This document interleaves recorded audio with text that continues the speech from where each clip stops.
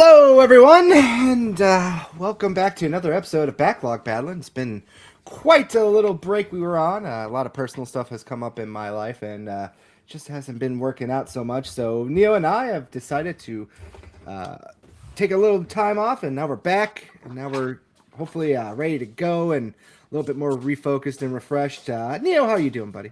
Doing good, yeah. Like I mentioned at the end of party chat last night, it's been about a month since we had our last episode, so I've been missing talking about some of the games I've been playing. So good to be back, and yeah, ready to chat. Yes, indeed.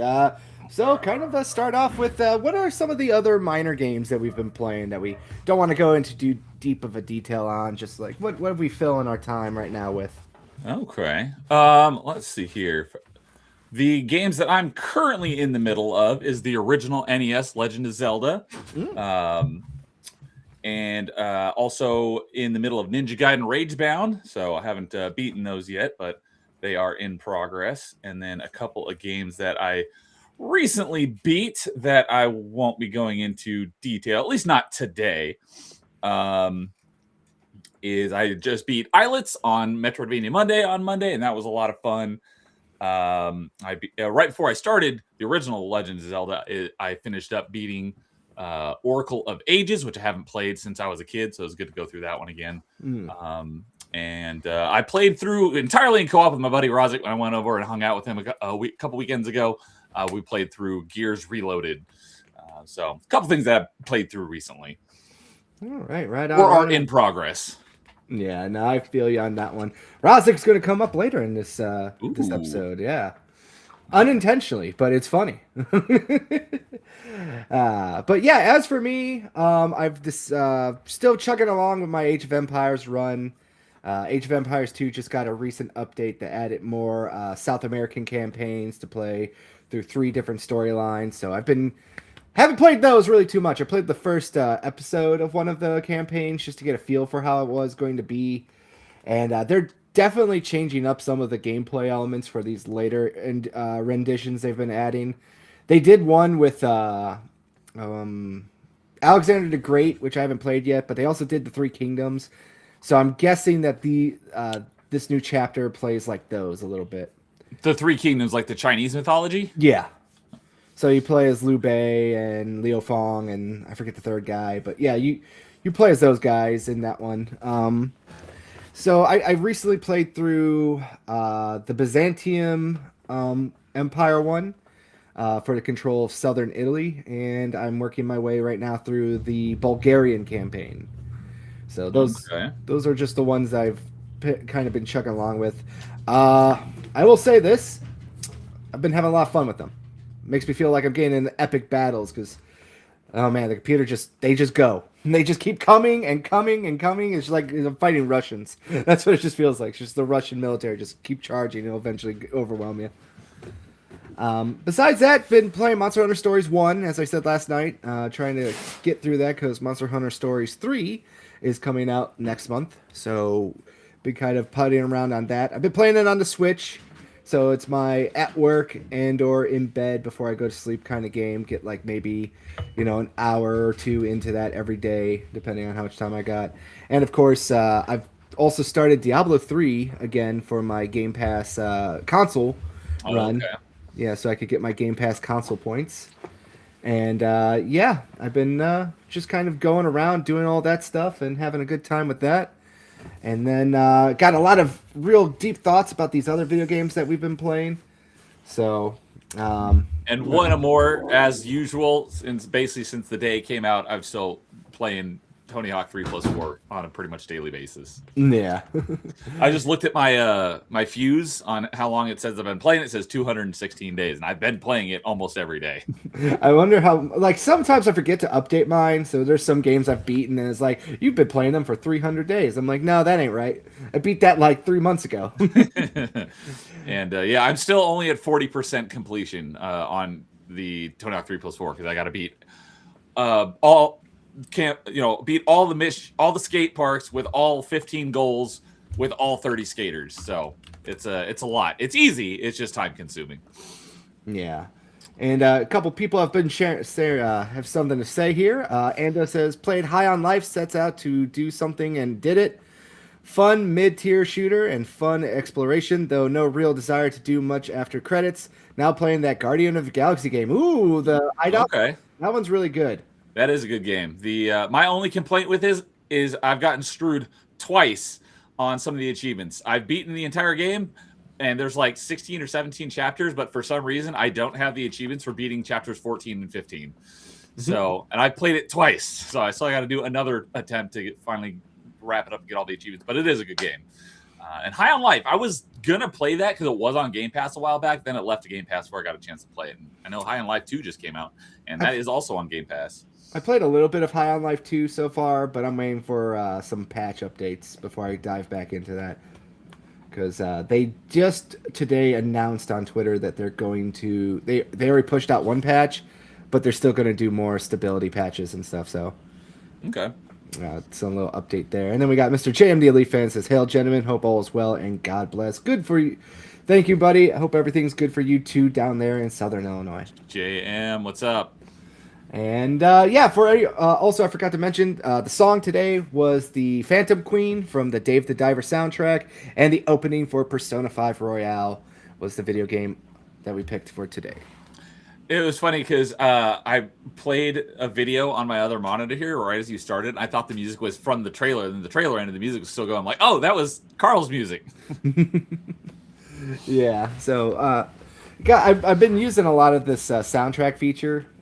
Just to download all these video game files I have, because I download all these soundtracks. And AC has actually been helping me out too, because he has access to my account, and he's ripping the CDs that he has, and he's been adding some slowly into it as well. So very nice. Yeah, it's been very nice of him. Thank you for that, buddy. By the way, I appreciate that. So yeah, I see him in chat. What's up, Canadian and October Mike? Yeah, I've addressed those guys, Mike and AC. Hopefully, you're all having good days wherever you're at, and can't wait to talk more. Mike, I gotta message you after this because we gotta postpone our show a little bit. Just by a week, though. So, Neo, you said you wanted to go first. So... All right. Hold on a second. Let me move this over here because it makes it easier for me to control the flow better.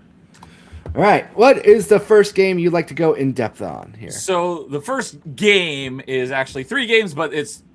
almost, all 3 of them are very identical, and it is my favorite Super Nintendo games of all time, and that is Mega Man X 1, 2, and 3. And so what we got up here is my stream of it, because since we decided to make this a bi-weekly show, I was like, you know what, I'm going to start doing another gaming stream on the alternating Wednesday night.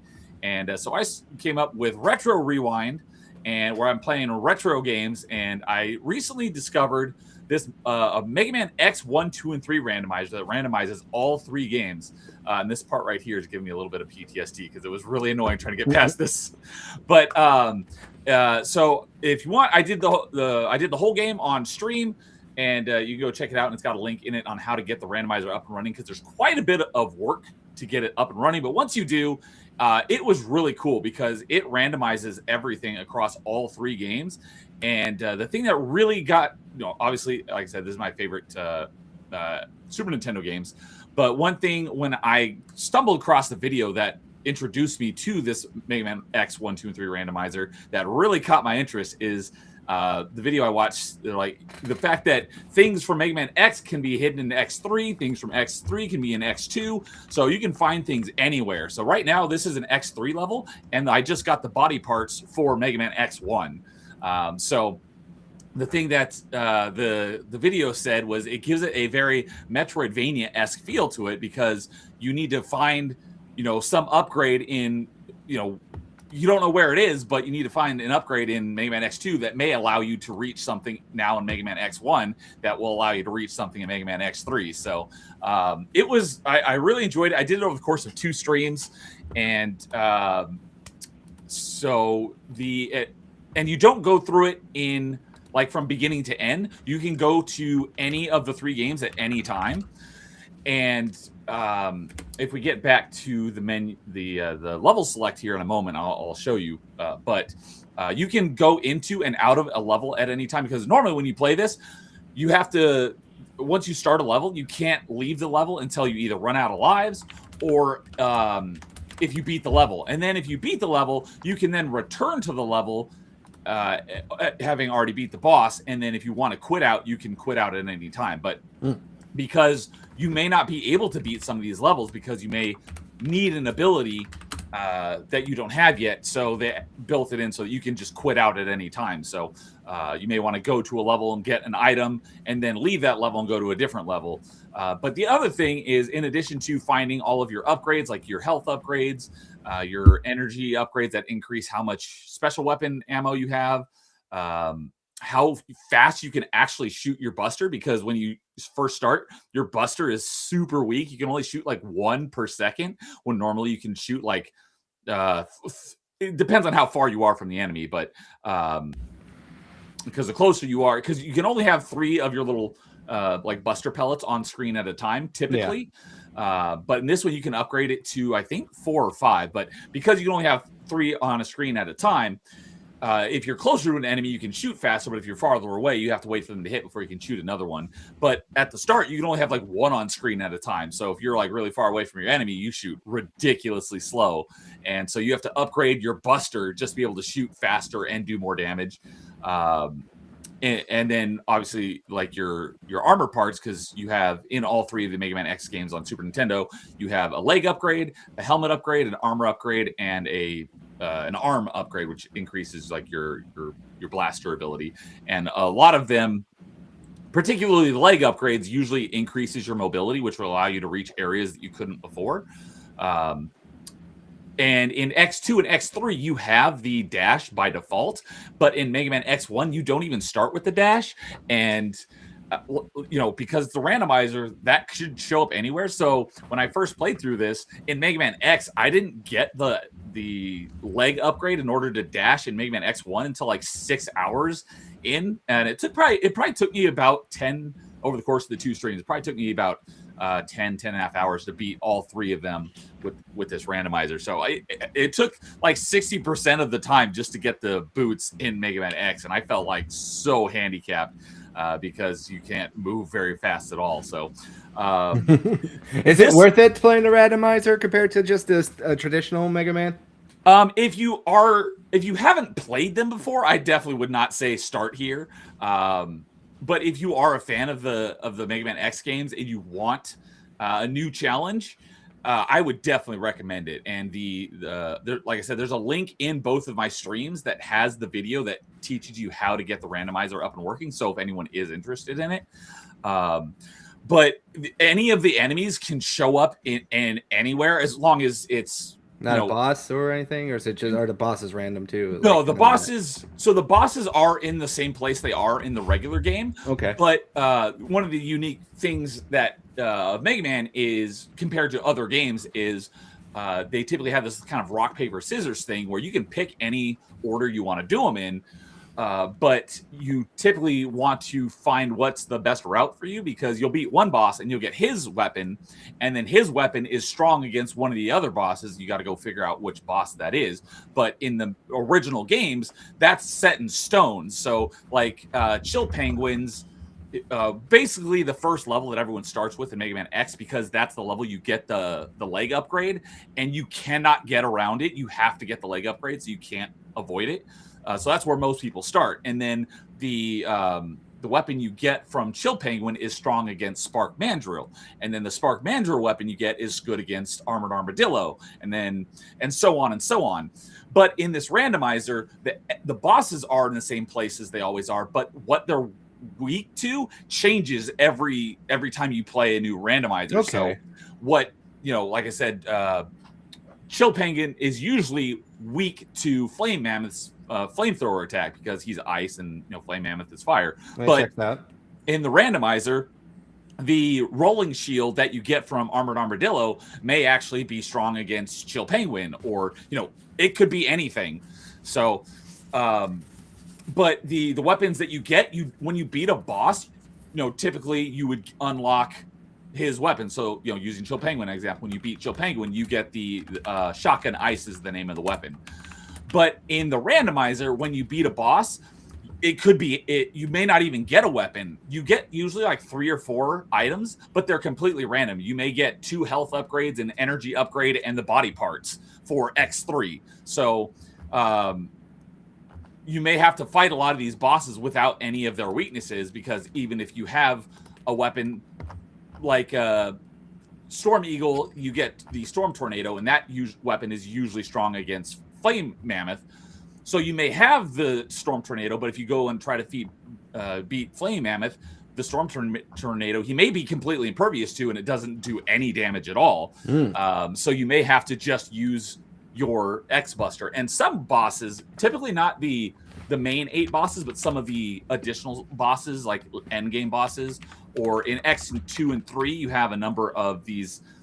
In X2, you have the X Hunters, and in X3 you have Bit, Bite, and Vile, and so you have to go and fight them. And sometimes they're completely impervious to your X Buster, and the only thing they take damage from is certain special weapons, and you may not even have the special weapon you need in order to progress. So that's why you may leave and then try to find more weapons, and then come back and try it again later and see if the weapon see if you've gotten the weapon you need in order to do damage to them. So okay.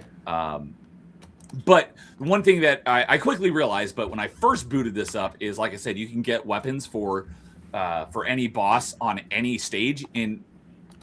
But the weapon that you get is only good. You can only use it in the game it's actually in. So, like I said, Shotgun Ice that you get from Chill Penguin, you may get it in X3, but you can't use Shotgun Ice in Mega Man X3 because it wasn't in that game by default. It just unlocks it for when you go back into Mega Man X, you can use Shotgun Ice.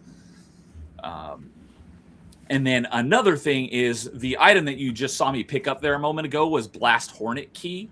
So another thing that's the Mega Man games is you typically, as soon as you start the game, you have all the levels available essentially, except for the last 3 or 4 stages. You have to beat all the first 8 stages in order to unlock the end game essentially.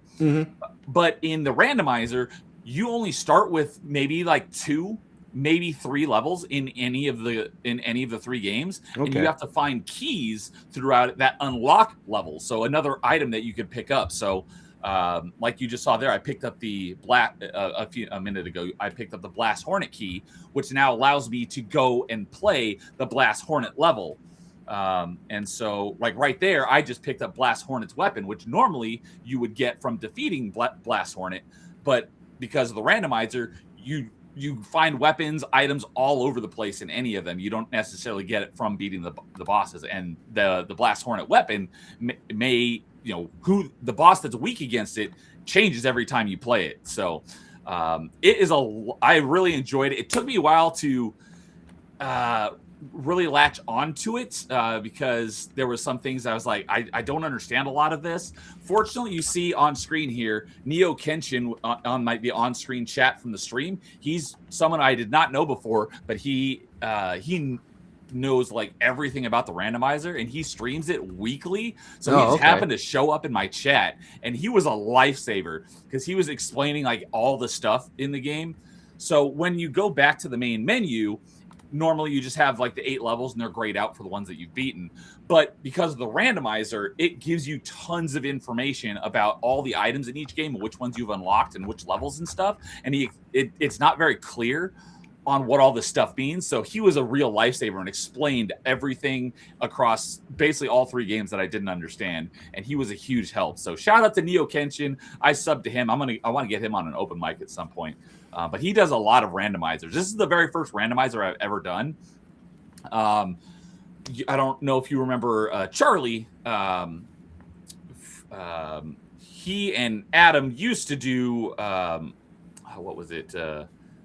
I had him on open or party chat a while back. But I think it was before you were co-host on party chat. But he loves randomizer, and he's always been trying to get me to play randomizers. I'm like, they don't have any retro achievements involved, so I'm not really that interested. But I discovered this one, and because these are my favorite Super Nintendo games of all time, I was like, you know what, I'm going to go ahead and give this a shot. And I was like, you know what, let's do it on stream. So this was a lot of fun. I ended up beating it all on stream. and because of the nature of like the order level, in addition to the 8 levels that you have, typically you have unlocked, like I said, in this randomizer, you only start with like 2 or 3 of them. You have to unlock the rest of them. Yeah. And normally how it works is once you beat those 8 levels, then you unlock the end game, and that's usually 3 or 4 Sigma stages. How the randomizer works, though, is one of the many items that will be randomly strewn across the games are Sigma keys. And each of the 3 Mega Man X games has a different threshold you have to meet in order to unlock not only just the Sigma stages, but you also have to unlock like the intro stage, because in Mega Man X 1, 2, and 3, you start out in an intro stage, and then once you beat that, then you get access to the 8 stages. But in this randomizer, if you could pause the video here real quick. So in the randomizer, you start out with, like right here, you don't have an intro stage. So as you can see right here, Blast Hornet's the one in the top left. That one's still colored in because I haven't beaten that one. All those, the other ones are all grayed out because I already beat them. But the one in the bottom left, right to the right of the one that's currently highlighted, that one's blank because I haven't found the key for that level in order to play that level yet. But all this information on the center of the screen, none of that exists in the original game. This is all randomizer information, and this is what Neo Kenshin helped me understand, because it helps you figure out what you still need to do and what you've earned in each level. So right in the dead center, at the top center there, you see the number 25. I currently have 25 Sigma keys. And for X, the Sigma keys you have one number of Sigma keys that span across all 3 of the Mega Man X games, but the numbers down below there where you see 1, 6, 13, 22, and 27, that's how many Sigma keys you need to unlock the number 1. That's the intro stage, and then you need 6 Sigma keys to unlock Sigma stage 1. You need 13 to unlock Sigma stage 2, 22 to unlock Sigma stage 3, and 27 to unlock Sigma stage 4 in Mega Man X3. But like I said, those Sigma keys, there's 25. I have 25 of them. So if I was to switch over to Mega Man X1 or X2, which you can do at any time in the menu, I still have 25 Sigma keys, but the number of keys it requires to unlock those stages in X1 or X2 have different threshold numbers that you need to meet. So, this is kind of an example of all the information that you need to see, and this is what Neo Kenshin was a huge helping me understand. So even though I've beaten 1, 2, 3, 4, 5, 6 out of the 8 bosses for Mega Man X3, you can see right to the left of those Sigma key numbers, I only have 5 out of the 8 weapons. You see they're kind of like there's 3 that are dark because I haven't gotten those ones yet because I haven't found their random drops. So if you go ahead and unpause that if you wanted to, I just wanted to show the main menu there. So yeah, so Ando says over here, so I'm guessing there are the usual seeds for the randomizer that are always possible to beat, but then pure random ones that can soft lock you if unlucky. Yes, that is true. So there is like a small program that you run that you can customize the bejesus out of what options you want in this randomizer. And if you go like full random, it'll literally put anything anywhere, and you could very well not be able to beat the game because items that you need may be locked behind areas that you can't get because the item you need to get there is locked behind another thing that you can't get to. So that is possible. Okay, that makes sense though, because that's a randomizer, so those things can happen. Yes, you can do that. It's easy not to though, because this randomizer does have lots of options, and there's basically like one of the many checkboxes you can select is basically like no soft locks. So it'll make sure that you can get to everything. But if you wanted to do a full random where you could get soft lock, you could do that if you wanted to. But yeah, there are tons of different options you can select. I picked because if you select full randomizer, it will make it so, because there's like I didn't get a full understanding of the randomizer program that has all these options, but I'm pretty sure, because there's 2 different options for full. There's like full plus and full minus. And I think the full minus one is the one where things could literally be anywhere. So you could get soft locked. I did full plus and the main thing that it does on that one that I didn't like is that on the full plus randomizer is you don't even start with a buster. You have to unlock the buster. So that's the one change I made. Is I said always start with buster. It's super slow, but at least I have the buster to start with, because if you don't, you only have your special weapons, and those run on ammo, whereas your buster doesn't run on ammo. So I did make one slight change, is that I made sure that I started with buster, and that is, in my opinion, at least the best place to start. So I did include the seed number in the description of my stream, so if anyone wants to plug that in and play the exact settings, like obviously when you randomize it, your stuff will be in a different spot than it was for me, but all of the options would be the same as the ones that I started with. So if you wanted to play the same seed number that I did, you could. I included that in my stream description. But yeah, there are a crap load of options in this, and the thing is that it's all in Chinese, so you have to use Google Translate, and the translation on that options page is like very weird. So a lot of these options, I'm like, I don't understand what this option means, because it's not been properly translated. You're basically giving the CCP all your information. That's what they're saying. By clicking this download, you have given up all rights to be an American citizen. Fortunately, you don't have to download anything. It does run in the browser, so you don't have to give away any of your information. And then just your IP address and where they can get you. Well, what it does is you select your options, and it generates a seed number for you, and then you copy that seed number, and you can paste it into the randomizer program. So there's no actual connection between you and the internet, so to speak. So, but yeah, so I ended up beating the whole thing, and like I said, some of the stuff you may need may be in the Sigma stages, which originally, when you play through the game, you can't even play those until after you've beaten all 8 stages. But because of the randomized nature of the game, you may, you get all these Sigma keys. You may have only beaten 1 or 2 of the stages yet, but you need to go to one of the Sigma stages you unlocked in order to acquire an item that will then allow you to progress through some of the base levels. So that's part of the reason why it also took me so long, is because I wasn't doing any of the Sigma stages, because I didn't realize that, I mean, I realized you could do it before you get to the end of the game, but I didn't realize that you pretty much have to. And then once I realized that, I went through all the intro stages, the Sigma stages, and I unlocked a bunch more items that I was missing, and that helped speed up the rest of getting through the rest of the game. So when I finally got to Kaiser Sigma, which is the final version of Sigma in Mega Man X3, he was immune to almost every single weapon. And that's another thing, is when you fight all the bosses in this game, in the regular version, they just have a single health bar. In this randomizer, as you progress, I don't think they ever have 1 health bar. The lowest amount of health they have is 1.5 health bars, and sometimes it goes up to 3 or 4 health bars once you get farther into the game. Yeah.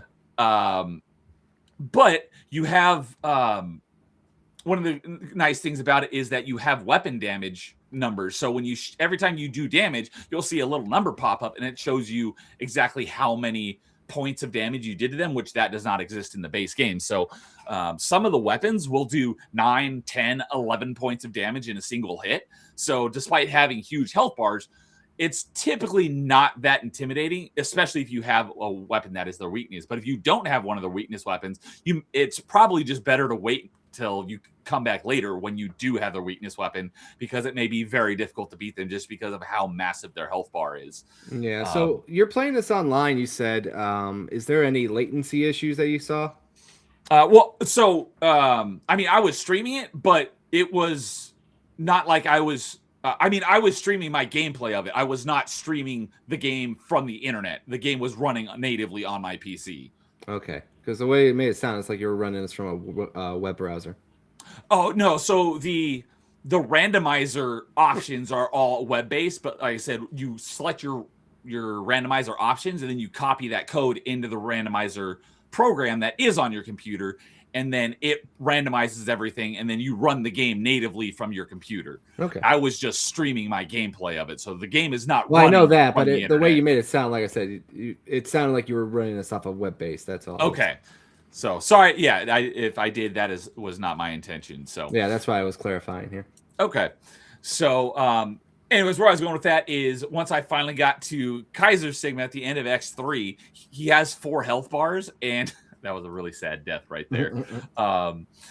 That one other thing is that normally in these games you have like 3 lives to beat each level, and then if you don't, you have to start over, despite how far you are in the level.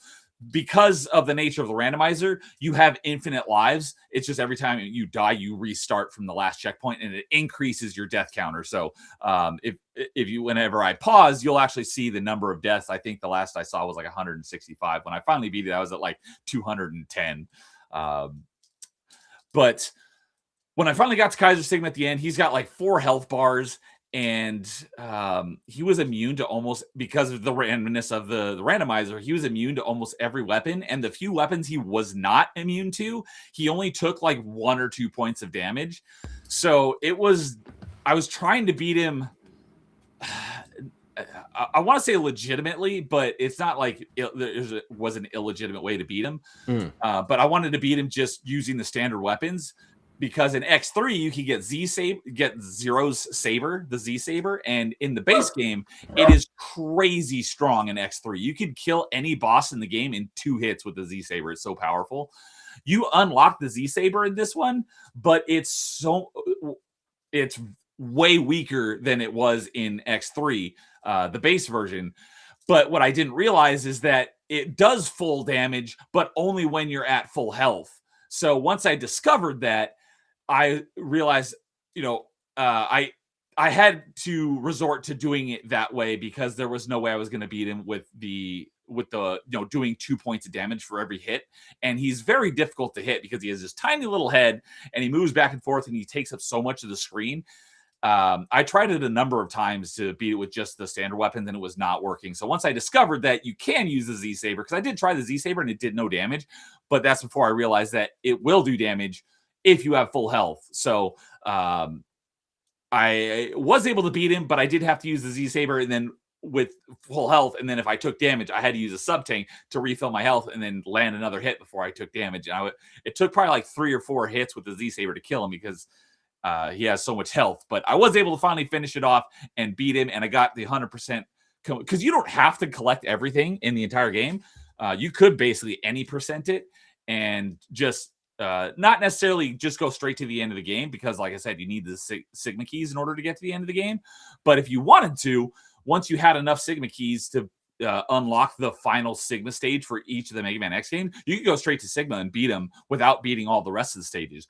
I was going for completion, so I beat everything in the game, and I did Sigma last for each of the Mega Man X. I beat Mega Man X1 first.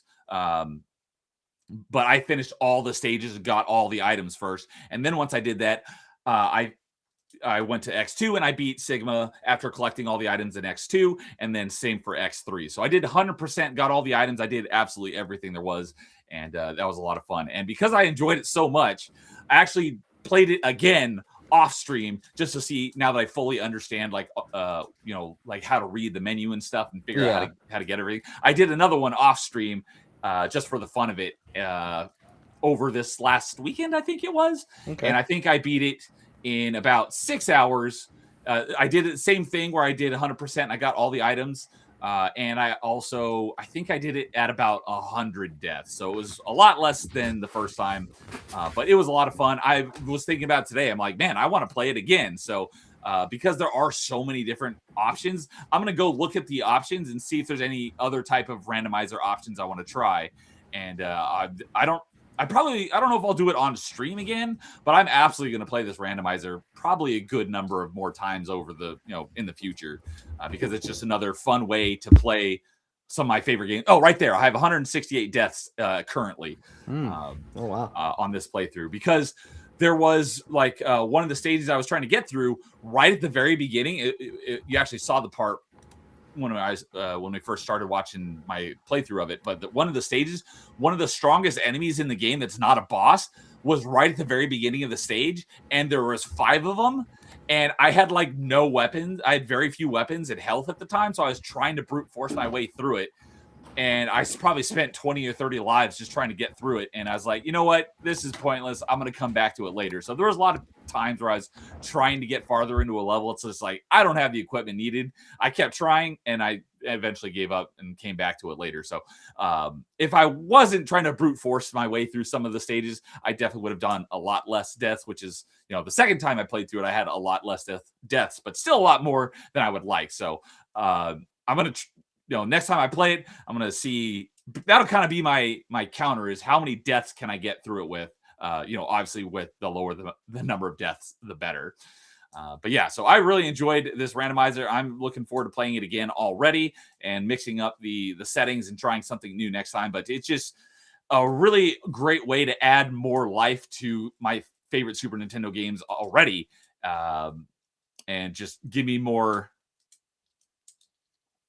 replayability, and just makes you want to play it over and over again, even though I love playing them. I have no problem ever popping them in and playing them for a little bit, but this just adds more life to games that I already love. So if anyone is curious about the randomizer, I would also be happy to help, because talking to someone is definitely a lot better than watching a video, because you can go back and forth. So if anyone else is interested in it, feel free to message me. I'd be happy to help in any way I can, and help you understand it and learn everything about the randomizer. So it was a lot of fun, and I really enjoyed it.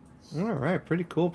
Yeah, that's very interesting, especially because there was so much stuff there that you already know, and it's just fun to re-shred those tires to see how it goes, as they would say.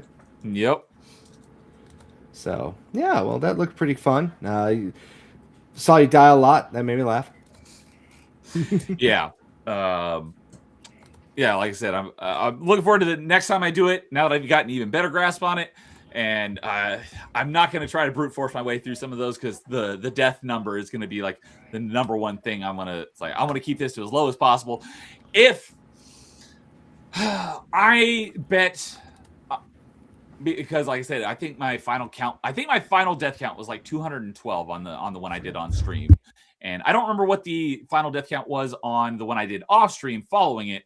I know it was over 100, because I was at like 98, and I was really close to finishing it. I'm like, I wonder if I could do this in under 98 or under 100. I did not. I want to say it was probably around 110.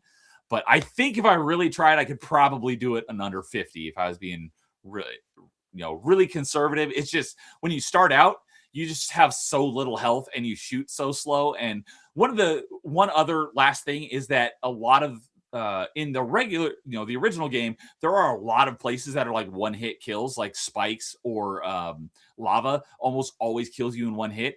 And this randomizer, spikes will kill you in one hit, but a lot of those other type of one hit kills like lava usually don't kill you in one hit. You can stand in them and you'll just take damage. So that is one nice concession that makes it in some regards a little bit easier.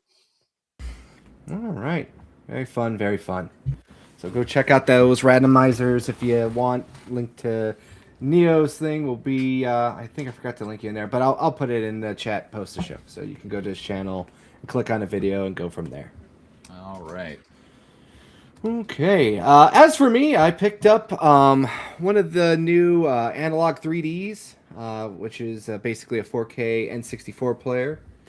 And nice. I started collecting a little bit for the N64 again. And the first game I played was the good old Shadows of the Empire for the N64. Very nice. I love this game from my childhood. I haven't played it since my childhood, but I am looking forward to playing through it again sometime in the near future for retro achievements. So, was this your first time playing it? No, this wasn't the first time I played this game. I bought, well, let me rephrase that. My mom got it for me for my birthday long, long time ago, obviously, when I was just a wee little lad in the 90s. I remember it because we went to go see that Godzilla movie.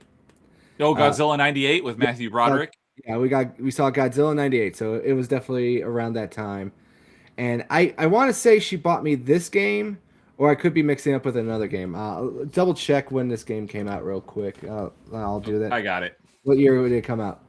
I was going to say, if you want to keep talking about it, I'll pull it up here and just... Yeah, please pull it out up real quick. But that's the only thing I can associate with this memory with. But I played this game a lot as a kid.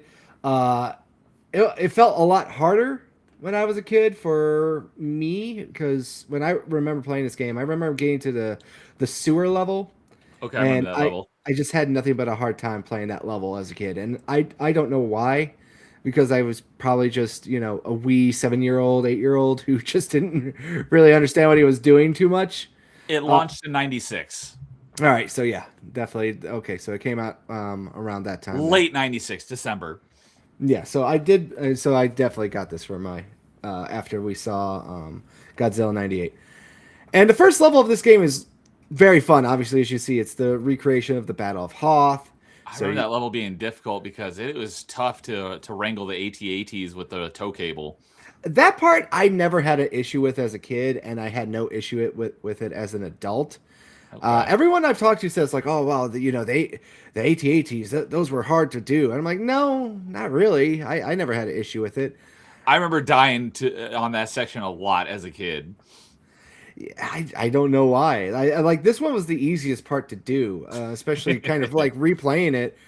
This was this is where the game really shines is this level, and then after that, it's a fucking slog. All right, that's the problem because it's such a simple control. It works. It makes sense. For some reason, it feels like this was their original pitch was to do something different. That's my theory, and this was the only thing they got to present, and then they had to make a first person slash third person shooter, and then that's where it kind of all starts to go off the rails. Obviously, you play as Dash Rendar, and there's a whole like sub story about the Blue Suns or something. No, that's the gang from Mass Effect. The Black Oh yeah, Eclipse. Blue Suns is Mass Effect. It's like something the Eclipse. I think it's the Eclipse, right? Yeah. Oh my goodness, I'm blanking on it. I'm I'll, blanking too, but I'll pull it up. Carl is a veteran from the Battle of Naboo. I'm the only person that's played that game, by the way. I feel like I've talked to everyone about it. I know of it, but I never played it. You know of it, I think, because of me. That's the funny part. No, I knew of it back in the day. I wanted to play it. I just never did. Yeah, it's on my to-do list of games to pick up next. But regardless, getting back on track. So this opening level is really well done. The snow speeder runs really well. Obviously, I still think I had no issue taking out the AT-ATs at all. And I did like the little wave-based combat. But after that, you obviously play as Dash Rendar, and that's where the story kind of comes in because the whole subplot of this game is you're trying to save Luke from Vader, and this crime syndicate made a deal with the Emperor, and then it just kind of continues to spiral out of there. It does feel like the older Dark Forces games. They try to make a spin-off of that. That's what this feels like an attempt to. And overall, this game just feels like really, really just like unresponsive. That's the best way to describe it because the Nintendo 64 only has one joystick. All right. Yeah. I So remember loving this game, but that could be the rose tinted glasses because I have not played this in my adult life. I will. But yeah, it's definitely, I could definitely understand this being one of those games where it's like, I remember this being a lot better back as a kid than it is these days. it definitely suffers from 90s and 64 syndrome. Even though this was a licensed game, this Dash Rendar is such a floaty character. And Yes. what I mean by that is that it feels like he is not touching the ground and everything's made of ice. I constantly was taking my time. I really did not feel like self-assured when I was jumping. That was another problem I had with this game because it's just like, okay, am I going to jump? Am I going to die? Am I going to slip? You're going to overshoot the jump. It kept me second guessing myself a lot, and there are some boss fights in this game where it just also feels like the hit detection was not made properly. Okay. The one boss fight I remember pretty vividly because I thought it was really cool was probably like it's the second to last level, but it's basically the boss of the game was the gladiator droid. I thought that fight was really cool. The gladiator droid was the toughest boss fight in this game, only because he has 3 forms. Yep. And the head boss was super hard to kill for me. I was at a certain point with that, but I'll get back to that because there's a little bit more in the game I want to talk about. Because all the boss fights, they're so hit or miss. So obviously the first one you fight is one of the ATSTs. And that's one of the early boss fights, which is not hard. It becomes kind of a joke later on too. because you have to fight one of those later on, and it's after that point you fought harder bosses. I forget the assassin droid is one of them, and the assassin droid was not super terrible per se, because this is also N64 bosses, so you can kind of corner glitch them and you just take them out pretty easily. Which I found that with a few of the bosses, that some of the bosses were just corner glitches. Oh, one of the bosses was Boba Fett, wasn't he? Yeah, Boba Fett. Boba Fett was fun because he goes into two forms. So there's the first Boba Fett fight where it's Boba Fett himself, but he doesn't exactly put up a super hard fight. He just kind of jumps around, lands, and then when he lands, you just, Rodney King him pretty hard. And then he gets into his spaceship, and this is the one where I had an issue with the damage detection. So his spaceship, I thought you had to shoot the cockpit, and the cockpit wasn't doing damage. So sometimes it would, sometimes it wouldn't. And I was just getting murked, and I'm like, what am I doing wrong? And then you shoot his wings, and then the wings start to take damage, but then the wings stopped working, and then the cockpit goes back. So I was like, how do I do damage? I'm literally just standing there taking just ungodly amounts of blaster fire to the face, which would have killed a normal man. And I'm just feeling like, how do I do damage to this thing? Because I wasted all my special ammo. And when you die in this game, it doesn't necessarily start you off from a restart of the battle per se. It'll start you off from that checkpoint again where the enemy can maintain the health and you have none of your special ammo. So you just kind of have your ammo returns to where it was when you hit the checkpoint. Yeah, you basically have to keep brute forcing it, And by that, I mean you don't actually get your ammo back. So if you've lost all your ammo, you don't get any ammo back for the checkpoint. It's just, it goes right back into the middle of the fight. It throws you right back in there. It would be the equivalent of a UFC fight where you get knocked out, and then they just put some smelling salt and be like, okay, round 2, go. That's the equivalent of some of these boss fight mechanics that they have there. Is like I said. So that one was annoying only because I couldn't figure out why he wasn't taking damage. I eventually won, and then I was like, well, I'm glad that's over. No questions were answered at all. I'm just happy it was over. But generally speaking, I found that fight to be fun. There's a sewer monster, the garbage compactor monster. He comes back. The Dianoga. Yeah, he comes back in that one. That one's not so hard. Now that I'm an adult, that's another thing too, is just a retrospective of playing as a kid versus playing as an adult.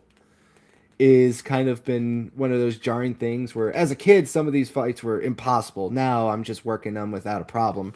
As I said before, with like Star Fox 64 with Wolf and the gang, I could never win. But then as an adult, I was like, why was this so hard? I don't understand. I remember you mentioning that. Yeah, so I felt a lot of that kind of pop back up here, where a lot of the stuff I remembered as a kid, which I was really shocked by heart. So I knew where all like the little checkpoints were, all the little tips and tricks were. But the one thing I hated about this game, as you can see right now you're playing as Dash. This is how most of the gameplay is.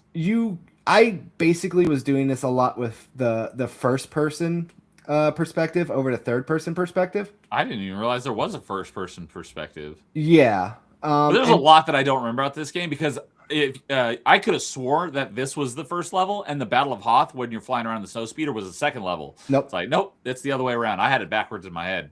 Yeah, but the problem is with the third person perspective is I just kept getting... I didn't feel like I was aiming as good, even though this game does have auto lock on, which does help because you can't look up or down. That's another big issue. I think in order to look up or down, you have to stand stationary and look up or down, but you can't move when you're doing that. Yeah, like you can't really do too many actions when you're looking up or down. Like for everyone who's played like a first-person shooter now, you kind of know how critical it is to be able to look up and around and shoot. It just adds to it. Versus Dash now, in this game, he can't do that. As the old joke says, dogs can't look up. From if anyone gets that reference, you will.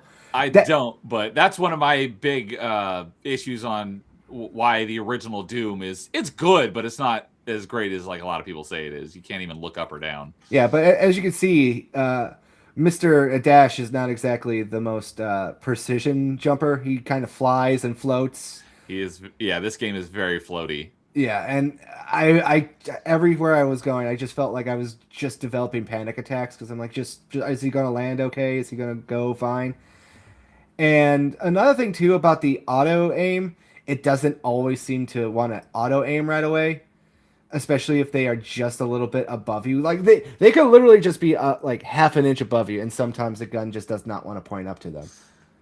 But other Okay. times the auto aim just wants to work properly, and you're sniping them from like halfway across this like bridge canyon, and you're like, how did I do this? You know, kind of like your Very randomizer. inconsistent. Well, it's like your randomizer. It's just like that. It's just like it randomly works. How does it work? I don't know. It's like the battle stats for Knights of the Old Republic. How does it work? Don't know. It's basically the will of God at that point. Hopefully you said your prayers, and you were good that day, and the game will cooperate with you. Other days it won't. But when you get through the other levels, some more challenges they add to it. There's another space level where you fly as the In the Outrider. yeah, that's what it's called. I couldn't remember the name of the ship, but you ride in the Outrider. That's the very last level. Oh, no, there's another level after this one when you leave Hoth where you do Oh, like is the there? first time. Yeah. Okay, I don't remember that level. Yeah, you have to fight starships and everything and escape. And you got to fight the fighters and the TIE bombers. And the auto aim also works in there. It actually was starting to hurt my thumb a lot, I noticed, for those particular segments, because you're not exactly flying around on that one. It's more like an on-rail shooter segment more than a actual free-flying one. Yeah, you're right. I remember that now. Yeah, so I thought that was weird, and I just killed all these guys. I didn't let them fight each other. I was like, I'm taking them all out myself. I was I gonna say, is this your footage that we're watching? No, I didn't capture any. Okay, Yeah, because I I was gonna usually say this.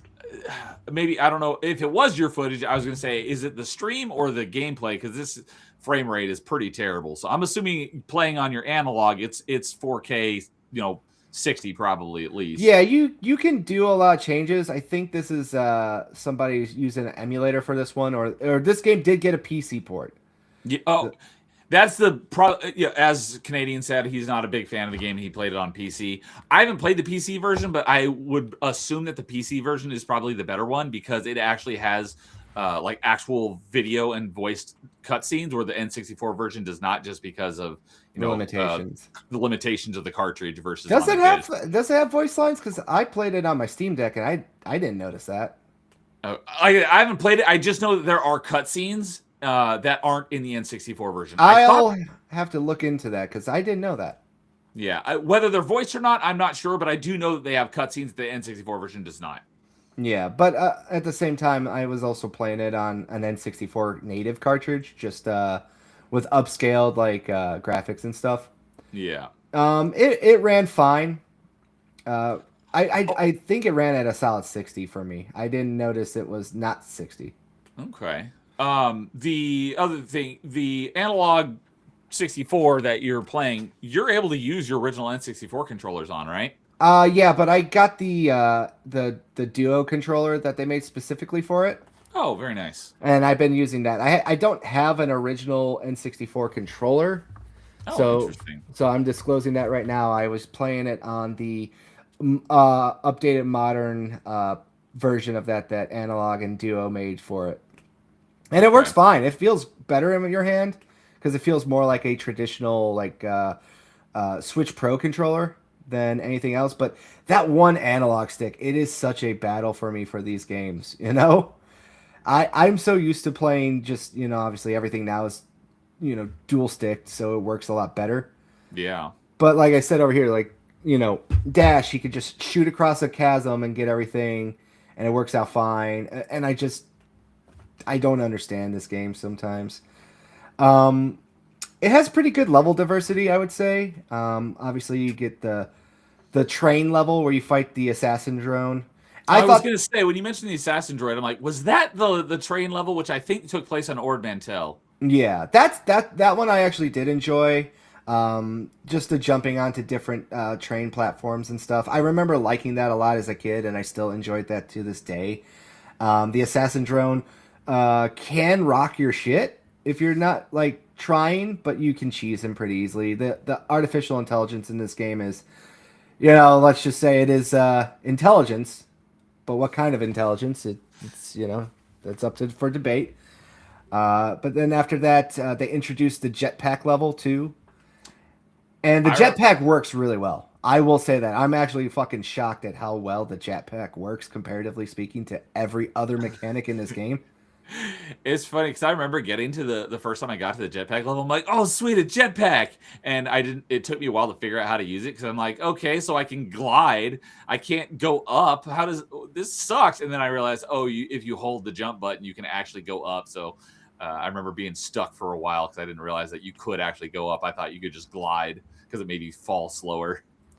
Yeah, and that's like one of the big things too with this game was I actually enjoyed the jetpack levels because I thought it was actually fair and balanced and it worked really well. And plus with the auto aim, it does help. So you can really take the high ground on some of these people, but if you go just a slight inch above, your gun's intelligence stops working. So I find that also very fun. The jetpack plays a lot into the final levels, and you can actually have a lot of freedom to explore and find some more secrets. Yeah, I remember some secrets being in some really out of the way places once you get the jetpack. Yeah. So generally speaking, I like that part. And then when you have to go to Moss Eisley and go back to Tatooine, they have you go on the speeder bikes. Oh, that's right. I remember that level now. I totally forgot about Yeah. that. Like I said, they put a lot of work into this game to add a bunch of different biomes and stuff. I will give them that. But I will never want to do the speeder bike levels again. I hated that so damn much. Let me just call this very clear. Dash feels like he's like just slippery and slidey everywhere. On a speeder bike, you're crashing everywhere. All right, it's like leaving an Asian fucking supermarket. All right, it's the deadliest game in life. Just crash, crash, crash, crash everywhere. Just like crash into the wall, crash into a dune. You're dead. You're dead. And it's just like, oh my god. You hit the A button just to accelerate slightly a little, and you just crash. You just I crash. do remember failing that mission a lot because not you have to get to Obi-Wan before they do, and It's not Obi-Wan. It's Luke. Luke. Okay, I was like, I knew it was one of them. You had to get there before they do, and I failed so many times. Yeah, because Now the that you speed bike doesn't bring work. it back up. That's the problem. Why you keep failing? Well, Because it doesn't work. technically, it's not a speeder bike. This game, they're swoop bikes, which are a lot more dangerous than speeder bikes. It's still dog shit. All right, there you go. It's still dog shit. No matter what you Can't want to argue call with it, that. all right, and you're supposed to, catch up to like these gangbangers that are trying to take down Luke, and you got to keep ramming into them, and it is such a pain in the balls. All right, that's the best way to put it. It's just like crash, crash, hit him, hopefully ram him against the wall. Oh, I overshot him. Now, luckily, the game has this automatic feature where if you pass one of them, they like cholo right up on you and just give you a mean look until you just ram them again. Because, like I said, the game doesn't make sense sometimes, and that's like one of them. It was like, oh, you passed that guy? We're gonna slowly inch him back towards you, And I just hated that so much. I really, really, really just despised that level, and I wouldn't wish that upon my worst enemies because it was that bad. But after you get through it and it all makes sense and you all figure it out, you get onto the big plan there where you guys steal the Empire's secret plans of the Death Star. That's kind of like the one thing that they tried to do to lure Luke out. And I did not really hate that level. It actually reminded me a lot of something from Dark Forces in many ways. Okay. But it had the easiest boss in that game. Like it was absurdly easy. So it's the Imperial loader droid. And I don't remember that one off the top of my head. so this boss is just insultingly easy. Literally, all he does is go around in a circle and shoot a grappling hook at you to do damage. He doesn't really shoot at you or anything like that crazy. He just keeps circling around. And I just sat there and I went, "What? This is a boss fight, huh?" So it almost insulted my intelligence how easy that boss fight was. But after that, the game I think really just kind of picks up too, because you obviously start doing a sewer level. You have to fight the sewer monster, and that boss fight was a little tough. And then you go straight into the gladiator fight after that one too. And the gladiator fight was really really tough. I died a lot on that one because I couldn't kill the little head. Oh, And the third form. yeah, and like I said, it mostly goes back to that whole thing of where your gun is very inconsistent. And you get some special ammo. You get like a pulse laser, you get seeker missiles, and you get like I remember the disruptor does a lot of damage. yeah, like it's basically like a little mini nuke, like Yep. like in episode 2 when the little The Boba Fett, charges yeah, I out love of those the ones. out of the slave one, it goes. I love that. As a kid, that was like the best thing in the theater to hear that. That is such a good sound effect. It is. I would make that my ringtone if I could. Oh, that is such a great sound effect. But like I said, this is the only boss fight in the game that has 3 waves. Yes. Boba Fett is the only one that has 2. Most of the boss fights are just single, 1-round fights. But this was the one that caught me off guard the most because I didn't know it was a 3-round fight. So I beat him the first time, and I was like, "Oh, that's pretty good." Then we go into a second form, and now he starts flying, and this Yeah, level you blow his legs off. yeah, and this level's a maze, so you constantly have to jump around and get on top and kind of play like a little game of cat and mouse with him. And overall, like the second form, I thought was easier than a little easier too, but then the third form, he gets another 100% health. His hitbox is smaller because he's just a head.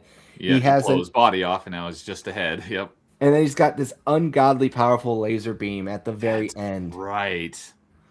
And it was just tearing through me. I died like 4 or 5 times on him because of that laser beam. And you're just in this. Well, it starts out as this just big open room, but then it opened like the floor lowers, and you're in kind of like a labyrinth, right? Mm-hmm. Yeah, it becomes a little maze. That's right. And this is the part that, like I said, the part that annoyed me the most. Once again, was the laser did not want to work. I wasted all my ammo a little bit earlier because I didn't expect a third form. So if I would have known better, this fight would have been much easier. But generally speaking, I could not do certain things like that. How's this guy looking up? I'm confused.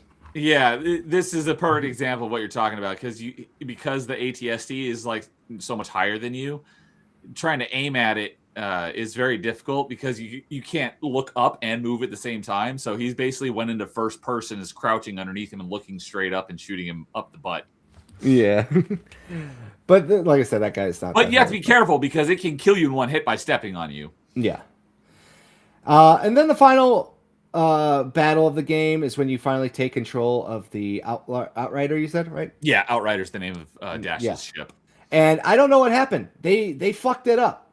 They made it the first level really good and easy to fly that snow speeder. But then this last one is just a crapshoot.